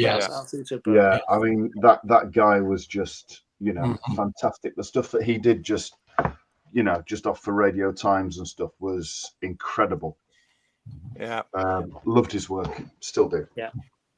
Well, if you've loved this show and you loved our annual ball, then stay with us. Make sure you subscribe to the channel because there's a lot more to come, including things like Time View, Clack, Colin Howard's books. There's lots more that we're going to be looking at throughout 2025. How about this one, for example? Including those. We've got a load of shows coming up for you. So please make sure that you've liked and subscribed and that you join us all the way through 2025 for our special shows all about the aspects of merchandising. Love it. So thank you for that. Yes, lots of comments coming through on that as well. So hopefully you're going to enjoy it. Thank you, Marjorie. Marjorie is saying to us here, another great show. And Killbot saying to us, I bought the 60th from the Heart Foundation for £2 and I still think I overpaid for it. Wow. Wow. Bargain. At least it was a charity, at least. Yeah. Well, that's true. That's absolutely true. Bill is saying to us, looking forward to all of these shows. We've got a lot to talk about. There's a lot to talk about in it. And I'll book it now, JT. So peace. See what you did there. Yeah. Peter, get the Coke, please. Thank you very much. Yeah. This has been a fantastic birthday show. I've really enjoyed it so much. That's good to know because we wanted to do a spin on things, much like the books themselves and everything we've celebrated. So thank you for that. I'm glad you've enjoyed it. But yes, stay tuned with us because we've got lots more coming up on this sort of ilk. That's it. That's been Doctor Who's 61st anniversary special here on Who's Views. I'm glad you've enjoyed it. Thank you so much. If you have subscribed to the channel, please make sure you are still subscribed to the channel because we're still getting messages from people saying, oh, I've been unsubscribed. We don't know why. Something's going on. So make sure you're there. If you're new to the channel, please do subscribe. Make sure you give us one of those. Give us the thumbs up. Do all the usual things that you know you've got to do with these sort of things. We do appreciate it. Don't forget, we've not quite finished yet our 61st anniversary weekend because coming up tomorrow, 8 o'clock, live here on Who's Views, headlines. They've dropped several headlines this week. We're going to be talking about them. So join us live tomorrow, 8 o'clock. Paul, Third Doctor Ian and I will be here with all the goss. Oh, we will. And there's a lot to talk about. The War Games. That's all coming up. We can't wait to hear what you think about it as well. And also don't forget that we're going to be back on Wednesday next week with your choice for our review. That's right. We're going to be looking at the Dalek Invasion of Earth Wednesday live at 8. Your choice. This is the one you voted for. So make sure you've watched it as well and come and join us. Can't wait and be careful you don't get picked up by the saucers. I'm just saying that now. Okay? That funny noise. And watch for their string as well, because that can really get in your hair, apparently. Paul, Third Doctor Ian, Michael, George, thank you so much. Hope you've enjoyed this evening. Thank you. Happy anniversary to you guys as well. And to you. And to you. Yes. And until we see you again, hopefully tomorrow, stay tuned, everybody. As an old friend of mine used to say, we'll see you again soon. Like and subscribe. Thanks, everybody. Ta-ra. Bye-bye.